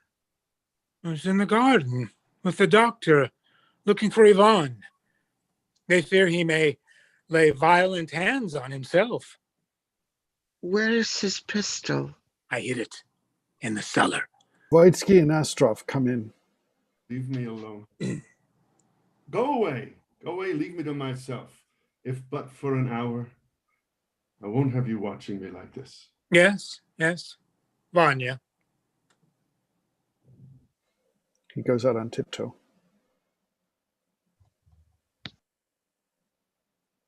Marina? Just The gander cackles. Oh, ho, ho. You leave me by myself. I would with the greatest pleasure. I ought to have gone long ago, but I shan't leave you until you have returned what you took from me. I took nothing from you. I am not jesting. Don't detain me. I really must go. I took nothing of yours. You didn't? Very well. I shall have to wait a little longer, and then you will have to forgive me if I resort to force. We shall have to bind you and search you. I mean what I say. Do as you please. Oh, God. To make such a fool of myself. To shoot him twice and miss him both times. I shall never forgive myself. When the impulse came to shoot, it would have been as well you put a bullet through your own head. Strange. I attempted murder, and I'm not going to be arrested or brought to trial. That means they think me mad. Me! I'm mad. And those who hide their worthlessness, their dullness, their crying heartlessness behind a professor's mask are sane. Those who marry old men and then deceive them under the noses of all are sane. I saw you kiss her. I saw you in each other's arms. Yes, sir, I did kiss her, so there. Oh, it is the earth that is mad, because she still bears us on her breast. That is nonsense. Well, am I a madman? Therefore irresponsible? Haven't I the right to talk nonsense? This is a farce. You are not mad. You are simply a ridiculous fool. I used to think every fool was out of his senses, but now I see that lack of sense is a man's normal state, and you are perfectly normal. You only knew how ashamed I am. These piercing pangs of shame are like nothing on earth. I can't endure them. What can I do? What can I do? Nothing. You must tell me something. My God, I'm 47 years old. I may live till 60. I still have 13 years before me, an eternity. How shall I be able to endure life for 13 years? What shall I do? How can I fill them? Don't you see? Don't you see? If only I could live the rest of my life in some new way. If I could only wake some still, bright morning and feel that life had begun again, that the past was forgotten, had vanished like smoke. Begin life anew. Tell me, how to begin? What nonsense. What sort of a new life can you and I look forward to? We can have no hope. None. None. Of that I am convinced. I feel such pain here. Stop! It may be that posterity, which will despise us for our blind and stupid lives, will find some road to happiness, but we, you and I, have but one hope. The hope that we may be visited by visions, perhaps by pleasant ones as we lie resting in our graves. Yes, brother, there were only two respectable, intelligent men in this county, you and I. 10 years or so of this life of ours, this miserable life, have sucked us under, and we become as contemptible and petty as the rest. But don't try to talk me out of my purpose. Give me what you took from me, will you? I took nothing from you. You took a little bottle of morphine out of my medicine case. Listen, if you are positively determined to make an end to yourself, go into the woods and shoot yourself there. Give up the morphine, or there will be a lot of talk and guesswork. People will think I gave it to you. I don't fancy having to perform a post-mortem on you. Do you think I find it interesting? Sonia comes in. Leave me alone. Sonia, your uncle has stolen a bottle of morphine out of my medicine case and won't give it up. Tell him that his behavior is well, unwise. I haven't time, I must be going. Uncle Vanya, did you take the morphine? Yes, he took it. I am absolutely sure. Give it up! Why do you want to frighten us? Give it up, Uncle Vanya. My misfortune is perhaps even greater than yours, but I am not plunged in despair. I endure my sorrow and shall endure it until my life comes to a natural end. You must endure yours too. Give it up. Dear, darling Uncle Vanya, give it up. You are so good. I am sure you will have pity on us and give it up. You must endure your sorrow, Uncle Vanya. You must endure it. Voitsky takes the bottle from the drawer of the table and hands it to Astrov. There it is. Now, we must get to work at once. We must do something, or else I shall not be able to endure it. Yes, yes, to work. As soon as we have seen them off, we shall go to work. Oh, everything is in a muddle. Now I can be off. Elena comes in.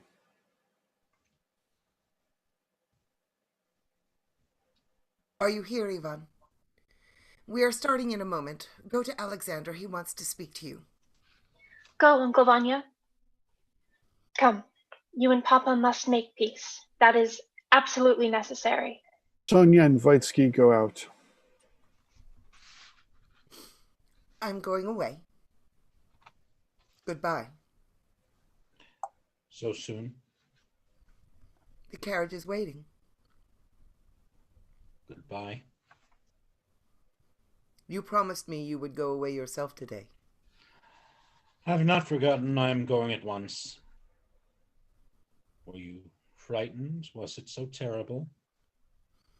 Yes. Couldn't you stay? Couldn't you? Tomorrow in the forest? No. It is all settled. And that is why I can look you so bravely in the face. Our departure is fixed. One thing I must ask of you, don't think too badly of me. I should like you to respect me. Oh, stay, I implore you. Confess that there is nothing for you to do in this world.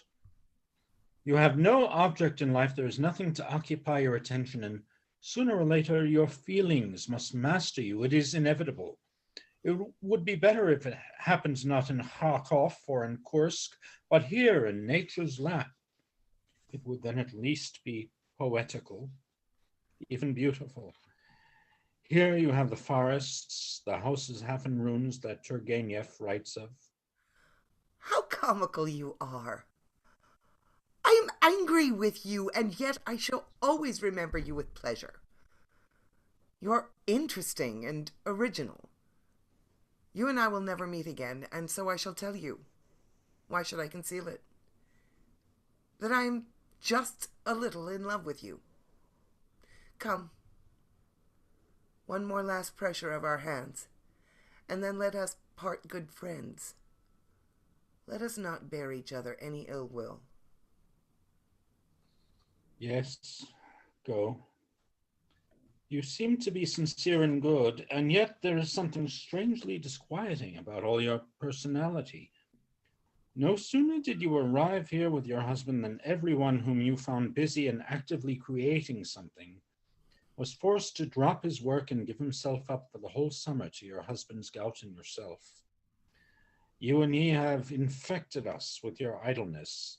I have been swept off my feet. I have not put my hand to a thing for weeks, during which sickness has been running its course unchecked among the people, and the peasants have been pasturing their cattle in my woods and young plantations.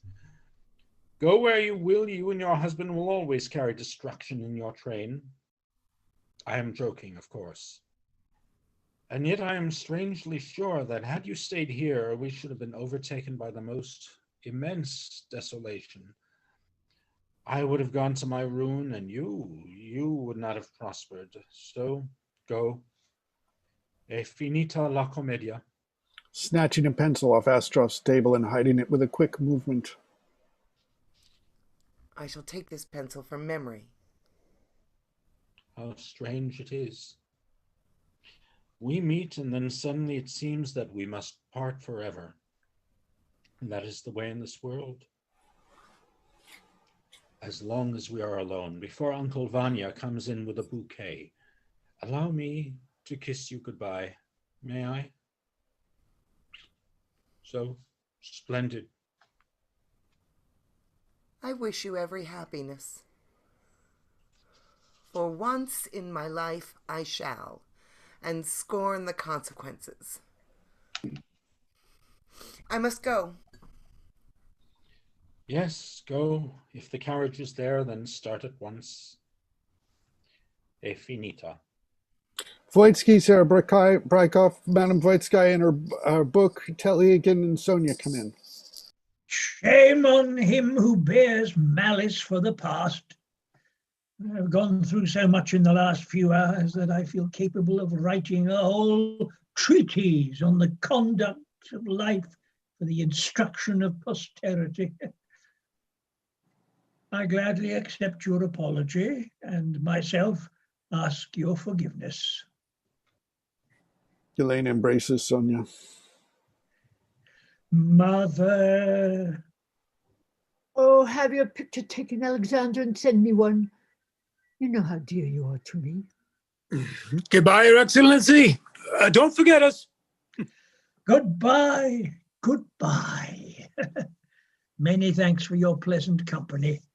I have a deep regard for your opinions and your enthusiasm, but let me, as an old man, give you one word of advice at parting. Do something, my friend. Work. Do something. Good luck to you all. He goes out, followed by Madame Voitskaya and Sonia. Goodbye. Forgive me. I shall never see you again. Goodbye, dear boy. She lightly kisses his head as he bends over her hand and goes out. Tell them to bring my carriage around 2 waffles. Yes, all right, old man. Astrov and Voitsky are left behind. Astrov collects his paints and drawing materials on the table and packs them away in a box. Why don't you go to see them off? Let them go. I can't go out there. I feel too sad. I must work on something. At once. Work. To work. He rummages through his papers on the table. A pause. The tinkling of bells is heard as the horses trot away. They've gone. The professor, I suppose, is glad to go. He couldn't be tempted back now by a fortune. Marina comes in. They have gone. She sits down in an armchair. Sonia comes in, wiping her eyes. They have gone. God be with them. And now, Uncle Vanya, let us do something.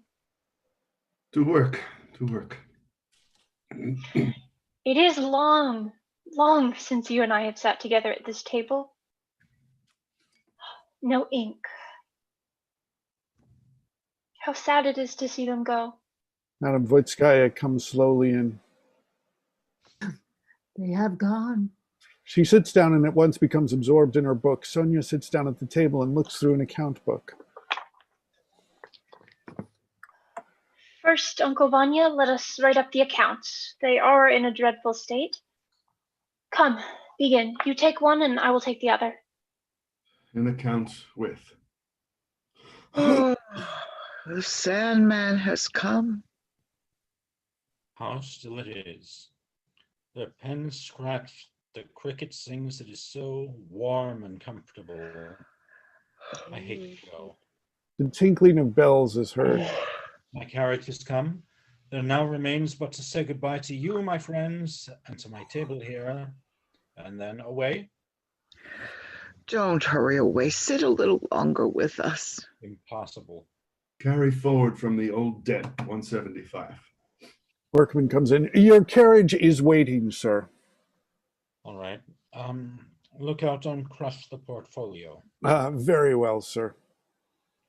When shall we see you again? Hardly before next summer. Probably not this winter, though, of course. If anything should happen, you will let me know.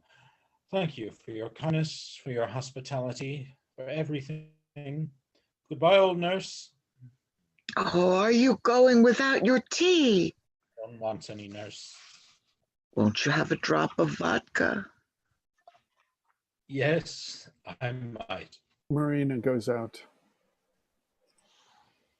My off-wheeler has gone lame for some reason. I noticed it yesterday when Peter was taking him to water. Should have him reshod. I shall have to go around by the blacksmith's on my way home. It can't be avoided. I suppose it is roasting hot in Africa now. Yes, I suppose it is. Marina comes back carrying a tray on which are a glass of vodka and a piece of bread. Help yourself. Astroff drinks. To your good health. Oh, eat your bread with it. No, I like it so. And now goodbye. You needn't come out to see me off, nurse. He goes out. Sonia follows him with a candle to light him to the carriage. Marina sits down in her armchair. On the 2nd of February, 20 pounds of butter. On the 16th, 20 pounds of butter again. Buckwheat flour. Yes, gone. Sonia comes in and sets the candlestick on the table. He is gone. Totals 15, 25. Oh, Lord have mercy. Egan comes in on tiptoe, sits down near the door, and begins to tune his guitar. Oh, my child, I am miserable. If you only knew how miserable I am. What can we do? We must live our lives. Yes. We shall live, Uncle Vanya. We shall live through the long procession of days before us and through the long evenings. We shall patiently bear the trials that fate imposes on us. We shall work for others without rest, both now and when we are old. And when our last hour comes, we shall meet it humbly. And there, beyond the grave, we shall say that we have suffered and wept, that our life was bitter, and God will have pity on us. And then, dear, dear uncle, we shall see that bright and beautiful life. We shall rejoice and look back upon our sorrow, hear a tender smile, and we shall rest. I have faith, uncle, fervent, passionate faith. We shall rest. We shall rest. We shall hear the angels. We shall see heaven shining like a jewel. We shall see all evil and all our pain sink away in the great compassion that shall enfold the world. Our life will be as peaceful and tender and sweet as a caress. I have faith. I have faith. My poor Uncle Vanya, you are crying. You have never known what happiness is, but wait, Uncle Vanya, wait. We shall rest. We shall rest. We shall rest. The curtain slowly falls. Wow, thank you. And hey, we did it in under 2 hours. So Yeah. well done, everybody. Very nice. Thank you all very much. This has got to be one of my favorite readings of all time. Thank you. It was interesting. You too. I liked it. We Yes. must try it again sometime. And Ben, we've got to swap parts. That would be fun. That would be interesting. Yeah. Right. Yeah. You notice how Chekhov recycles ideas. This was written in 1898, first staged in 99 at the Moscow Arts. The Three Sisters was 1900 and written in 1901. And the echoes of one of the sisters say, "We must work, only work." And the other one that keeps recurring is, what will people in the future think of us? What will they know of us? How will they see us? All those ideas of us affecting the future and them trying to struggle to understand us, and that the way life goes, work is the thing that takes your mind away from the misery that you've got, that he kept on recycling in plays. Fabulous stuff. Mm. Yeah. Hi, Steve. Yeah, and I really like reading Chekhov. I think it works really well. There's so many things that have such contemporary resonance in this, in Oh, terms yes. of the environmentalism of Astroff, and it's like, Yes. oh yeah, way back at the beginning of the 20th century, they were concerned about how bad things were for the environment, and it's like you ain't seen nothing yet. Yeah. But Next time we do this, I'm going to have to get down the samovar and put it in the background. Yeah, great. Oh, yes, yes. Wow. I don't usually get into these that much. Man could write, couldn't he? Oh, Yeah. Oh, Yeah. yeah. Oh, yeah. yeah. It's not that it's Is this a standard translation? Is this a new one? I don't know anything. no, it's an old out of copyright, isn't it, Paul? Yes, it is. It's an out of copyright translation, Marion Fell, which also we used for the translation of The Seagull. We may try other ones that are in the public domain. I also thought sometimes it might be fun if everybody had their own version of a translation and see how that came out. To hear different things. The only problem there with the different translations, because I've read Chekhov in class where everyone had different translations, is that sometimes the translators will put will shift lines a little bit, and so one person will go into their line and everyone else is like, no, you're skipping, and they're like, it's not in my book, this is how it goes. And you get this funny you get to see really where people took liberties with the translation. After the third hour of people doing that, and you're still trying to get through the play, it isn't funny anymore. No. I felt that in Lysistrata, I wanted to use a different script because the one we had, a hunk of it I couldn't understand at all. It was like I wanted to later I wished I hadn't substituted, and just told everybody. I still like of and I think they're out of copyright, is the Elisaveta Fenn translations. Okay. The words she uses are really good. Ronald Hingham translations that Oxford Press published are dreadful. That new lot that came out in New York a few years ago, again, are dreadful. Michael Frayn's Three Sisters is wonderful. Really love that. It's fluid. It rolls off the tongue. The characters are real. If anybody wants to know and see why these are called comedies, or vaudevilles is the correct, I think, translation, try and get a hold of, it's something about events with a player piano. The Russian film director, Mikhalkov, made a film of it, and it's the last film he made really for Russian audiences. It's on DVD with subtitles, and it's absolutely wonderful, and it's hysterically funny, and they really get the humor, this bizarre self-embarrassing humor. There's a scene in that way, and that's lifted from Chekhov and was filmed in a dacha outside St. Petersburg that they took over for a couple of months to do the film. It's something about a player piano, and I don't remember the full title, but it's really lovely. There is a scene where the young hero, whose old love has turned up, and she's now married to somebody else, and he picks up the guitar and sings this song, and it starts off saying how they were young and happy and loved one another, and he had to leave. He got on a train and left, and we would do it as if we were happy and joyful and full of life in the early stages, and it would become more somber as we got on to the point of leaving. They do it the other way around. It starts off being somber and sad, and when he gets on the train and leave, suddenly it picks up and it's funny, you know.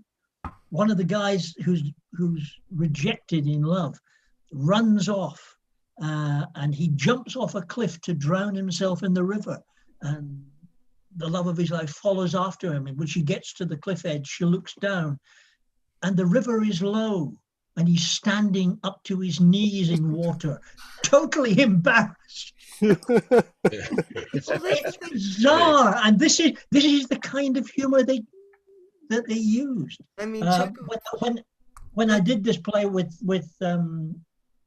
this is the first show I did at the Jean Cocteau, doing Serebriakov again, and she got us to watch. Eve Adamson, the founder of the Cocteau, who directed it, got us to watch all this and understand where we were going in this play and what the atmosphere that should be created was. It's wonderful. Well, I thought this is translated beautifully. I mean, the doctor has wonderful things, but the end of it is so depressing. You know? I don't know. I don't know that it's depressing. At least I find it depressing. You know, yeah. You see what you see. Point of view, it's like they. But this is it. They would go out and dance. Go into town and dance with the peasants. Find yourself a boyfriend. You know. Yeah.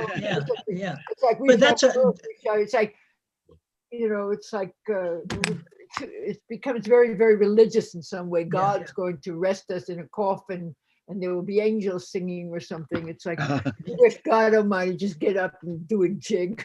but that's the thing. To Western audiences, it feels and sounds depressing, but to Russian audiences, it wasn't depressing. Yes, the Russians Russian Orthodox. That wasn't. Yes, right. You know, it's that's how you survive. That's how you go on living. Yes, life goes on. We must work. We must work. Only work. It's like Irina's bit in Three Sisters when she's like, I've figured out why I am so miserable. I need to work. I'm not doing anything. I need to work like I need cold drinks in warm weather. Like, that's right. It's the same idea. Yep, that's right. And I mean, Chekhov really, he made his bread and butter in comedy, in writing his short comic plays. That's where he really made his money. Like that was, and so he when they did the Cherry Orchard on Broadway, like fairly recently, and it didn't get very good reviews, and we saw it and loved it, and there was so much laughter in it. There was so much fun. Because there's also this absurdity. I mean, like the novel, The 12 Chairs. There's this sense of like life is meaningless. Life is just meaningless. It doesn't matter. You can do or you cannot do. Life is meaningless. You know, and that there's a certain. A certain. He's short. That it'll end, and we'll have rest. It'll all be over, thank goodness.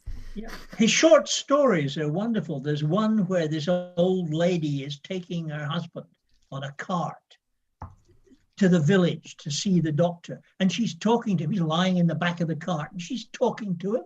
And she gets to the outskirts of the village and turns around to tell him, we're here. And she finds he's died. And she just says, oh, okay. And she turns around and goes back. Oh my! Nothing matters. It's wonderful stuff. But if you can, it's as I say, the film is something about a player piano, and it's worth seeing. Yeah, Paul. See how it's called. Unfinished Piece for the Player Piano. That's it. For a while, it was only available on bad VHS video, but then that Russian company that does all those films did put it on DVD with subtitles, and it's Mikhalkov. Actually, it's interesting because Mikhalkov was one of the sons of a couple at the turn of the century. The husband was very political and communist, hardcore. The wife was an artist, and they eventually split. They had two sons. Mikhalkov went with his father. The other son went with the mother. And he is, I don't remember his name, but he's a Russian stage director. And he's done versions of Vanya as well, and Chekhov plays on stage. But Mikhalkov was totally film, and then sort of became establishment figure and ran the Moscow Film Festival and all this sort of stuff. How many people here were in or saw that thing we did like 15 years ago? I think it was Chekhov, an evening of Chekhov short plays or short stories. Nobody was in it but me? I don't think that was an instant Shakespeare, I don't think. It wasn't instant Shakespeare, it was a full evening, it was a full production. I think Seth was in it. I was in it. It was by whatchamacallit, Simon, right? Virginia put it. Did Virginia put it on? Yeah, but wasn't it Chekhov stories? Well, it was all the stories that he had adapted. Neil Simon adapted it. The Good Doctor. The Good Doctor. Right. It was like sketches. It was like 10-minute sketches. Yeah, we all did that. Yeah. I think that might be the Michael Frayn play. There's a one he did taking Chekhov's stories. Doctor. I remember because Virginia put it on, and there was a guy who came and directed it. We used to rehearse at a rehearsal hall. She gave us $25 a piece in an envelope. I remember. Yeah. They're not all Chekhov short stories. A couple of them Neil Simon made up himself. But those aren't Chekhov stories. I can read the short stories. Not The Good Doctor. The Michael Frayn one certainly are taken straight out of Chekhov short stories, but Neil Simon, because Steph and I have done it pretty much everywhere we've been where I did the Chekhov role, which is mostly listed from Trigorin's speeches in The Seagull. I must write those sorts of things. And we contacted Simon to get hold of the sources, and he had to admit that a couple of them he wrote himself in the style of Chekhov. But the Michael Frayn one is, they are straight dramatizations of short stories. The Sneeze, it's called. Yeah, I was in a couple that felt like Monty Python. I was in one with, it's like two old soldiers or something meeting and having an argument. It felt like Python. That's Chekhov? That is The Good Doctor. Okay. Except it's not anymore. That scene was taken out of it. So if you get a script of The Good Doctor nowadays, that scene is not in it. It was removed early on in the run on Broadway. The Sneeze is in the script we had, though, if I remember. I think, I don't know. Yes, yeah. I mean, Simon used it as well. It was a nice play, I'd say that. The comic, Chekhov's comic one acts are just wonderful. I mean, the boar or the bear and the wedding and the proposal. Yeah. I mean, they're oh gosh, and what's the other one? There's another one about God with just the neurotic man. It's almost just a monologue, and I did a stage reading of a whole collection of them. And The Harmfulness of Tobacco is the other lovely monologue. I've seen that 100 times. My friend used to do it in Anne Jackson's play. He worked his tail off on it. Oh yeah. Yeah. I have a request. I have a terrible time reading a script. It's never been able to speak to me. I have to see plays. So if anybody knows, especially those of you who seem to be so in the know, of the good productions that I can get to watch, please just send me an email or something. Uncle Vanya, the Iguana is on right Festival, now. Uncle Vanya, with Michael Redgrave. I'll send you the link to it. Today's Tix has it. Austin Pendleton plays the old poet. There's some wonderful actors in it. Mark and I saw it last night on TV on our computer. I will send you a link. It's marvelous. It's a reading, but it's so good.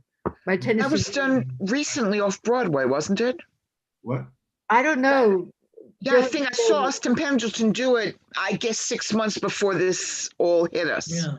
Maybe.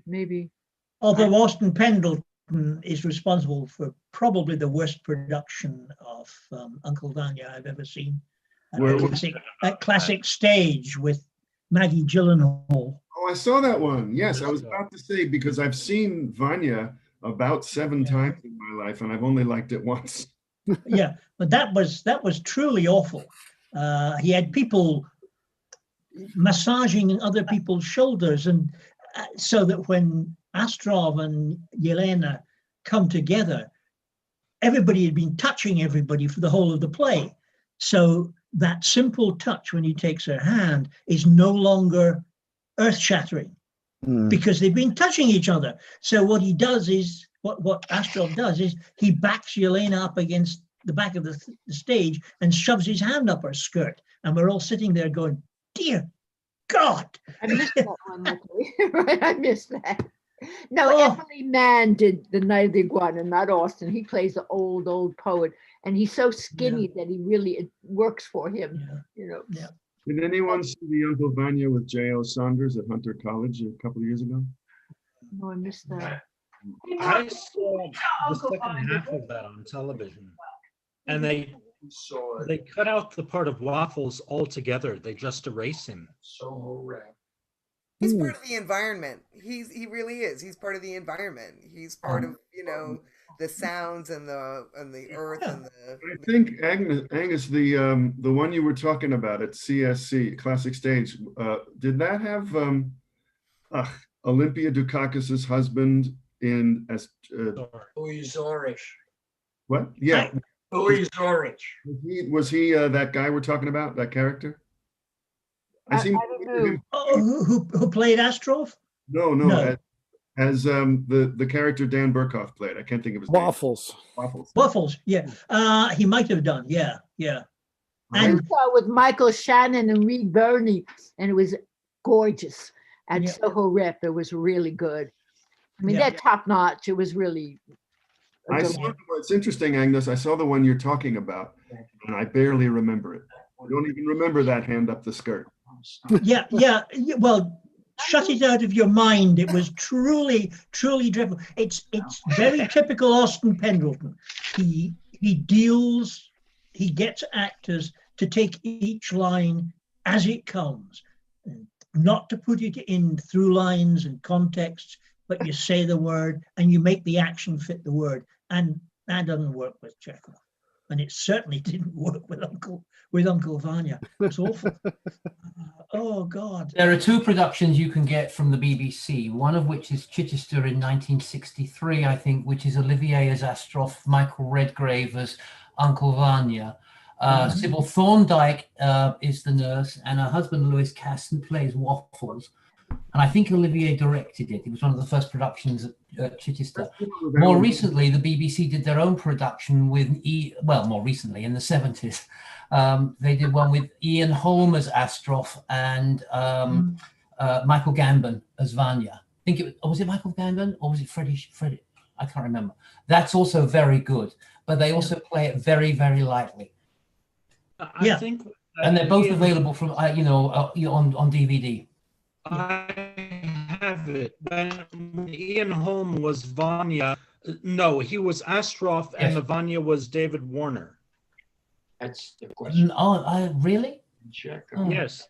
I have it upstairs. I'll go and check afterwards. Yeah. In it. What is she? Rachel Kempson is also in it.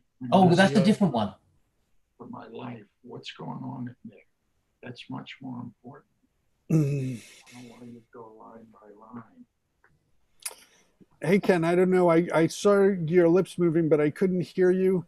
I don't know. There's also a Country Life, I think, is a film adaptation that Michael Blakemore had done of Uncle Vanya. I haven't seen that. One of the things I know that when the Actors Studio did a very famous production of Three Sisters, and that was then filmed with people like Kim Stanley, Geraldine Page, and Jerry Heiken, amongst others, that they said one of the real problems with Chekhov in terms of filming Chekhov is that film is so much like about close-ups, and what's so important with Chekhov is not only the people who's talking, but the way everybody is reacting to him. And so I think, which is one of the things that makes it more challenging for film, because I mean, I think Chekhov is also I mean, a great playwright, but hasn't had that sort of like a lot of films, successful films of his work in the way that we've had with Branagh and others in terms of Shakespeare. So yeah. But there are, again, if you get on, is it Rus Films that comes out of Moscow? There's a lovely Uncle Vanya there, where they just sit around and Mark talk. wants to tell you something. Mark. Oh, God. Mark. It's just, you were just talking about Chekhov and the difficulties with film or whatever. If you want to see a film, Chekhov, I think it's done by the Russians.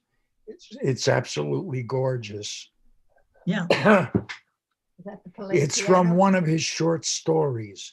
The film is called Unfinished They Piece. just- they- Yeah, yeah. Piano. They already did that. Who They did already, what? They all Yeah. said, already said everybody should see that film. Oh, okay. Okay, but I like the Yeah. Hopes and Dreams that Stella Adler said. Tell them that. That's better. What? The Stella Adler said that people. Stella Adler always sad. God damn Stella. Who's Stella Adler? Yeah.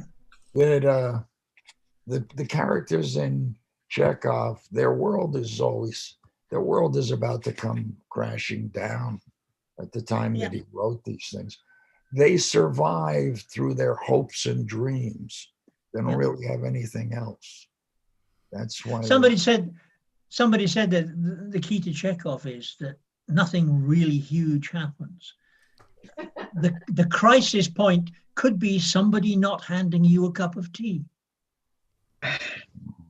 Nothing really huge happens, but it's also life-altering things happen at the exact same time. It's like a TV program now. It's a million little things that all add up, not the one big thing. Yeah, that's right. That's right. Yep. But you know these. I don't know about those things, but all those playwrights at the end of the 1900s, Chekhov, Ibsen, Strindberg, and there's many others. They were going away from the word just being what it is. They went into a whole new world of the interior life of the characters. Subtext. That's what's really going on in Chekhov. What is she really saying when she says, I'm in mourning for my life? What's really going on inside of her? Yep. And all those other things. But that's the big thing. It's the interior thing that's going on. Yeah, when Moscow, not the words. Yeah, when Moscow Arts did The Three Sisters, Chekhov had retired down to the Crimea, and so didn't see the original production. They eventually did a staged version of it later that he could come and see. And people came and told him stories, and they said, "Oh, it was wonderful." Stanislavski, when the woman comes on with the baby carriage, he had even the sound of crickets and dogs barking, and it was so real. And Chekhov said, but theatre is not life. Art is not life. It's a presentation of it. You don't make it real. Leave that to the cinema, which is what happens nowadays. But if you see Unfinished Piece for a player piano, you won't believe what they. It's just used to be it's wonderful. A video store, which they don't have anymore, that carried art films. It's hard to come upon. I don't know if you can get it. I guess you can get it. Yeah, you can. I was telling them that when I did the first time I did Serebriakov was with E. Adamson directing at the Jean Cocteau. God knows how many years ago. Oh, I remember her. That's on the corner of Bowery and Bond. That's right. Me and Jackie lived next door to that theater. Yeah. And she insisted that all the cast watch that movie to get a feel, because it's the last movie that Mikhalkov made for Russian audiences. Yes. That's the first good thing I've ever heard about Eve Adamson. Mikhalkov's brother is Andrei Konchalovsky. That's the one. That's him. Yeah. I actually worked with him once. And he went off with his mother, and Mikhalkov went off with his father when they split. And there's a Konchalovsky I think there's a film of his stage production of Vanya somewhere around. One of the brothers was a big nationalist Russian, and the other one even That's Mikhalkov.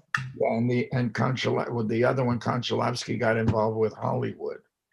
Yes, Konchalovsky is very international, and he's done a number of productions all around the world. And he came to New York to do a Boris Godunov with the Kirov in the mid-90s, which is when I worked with him.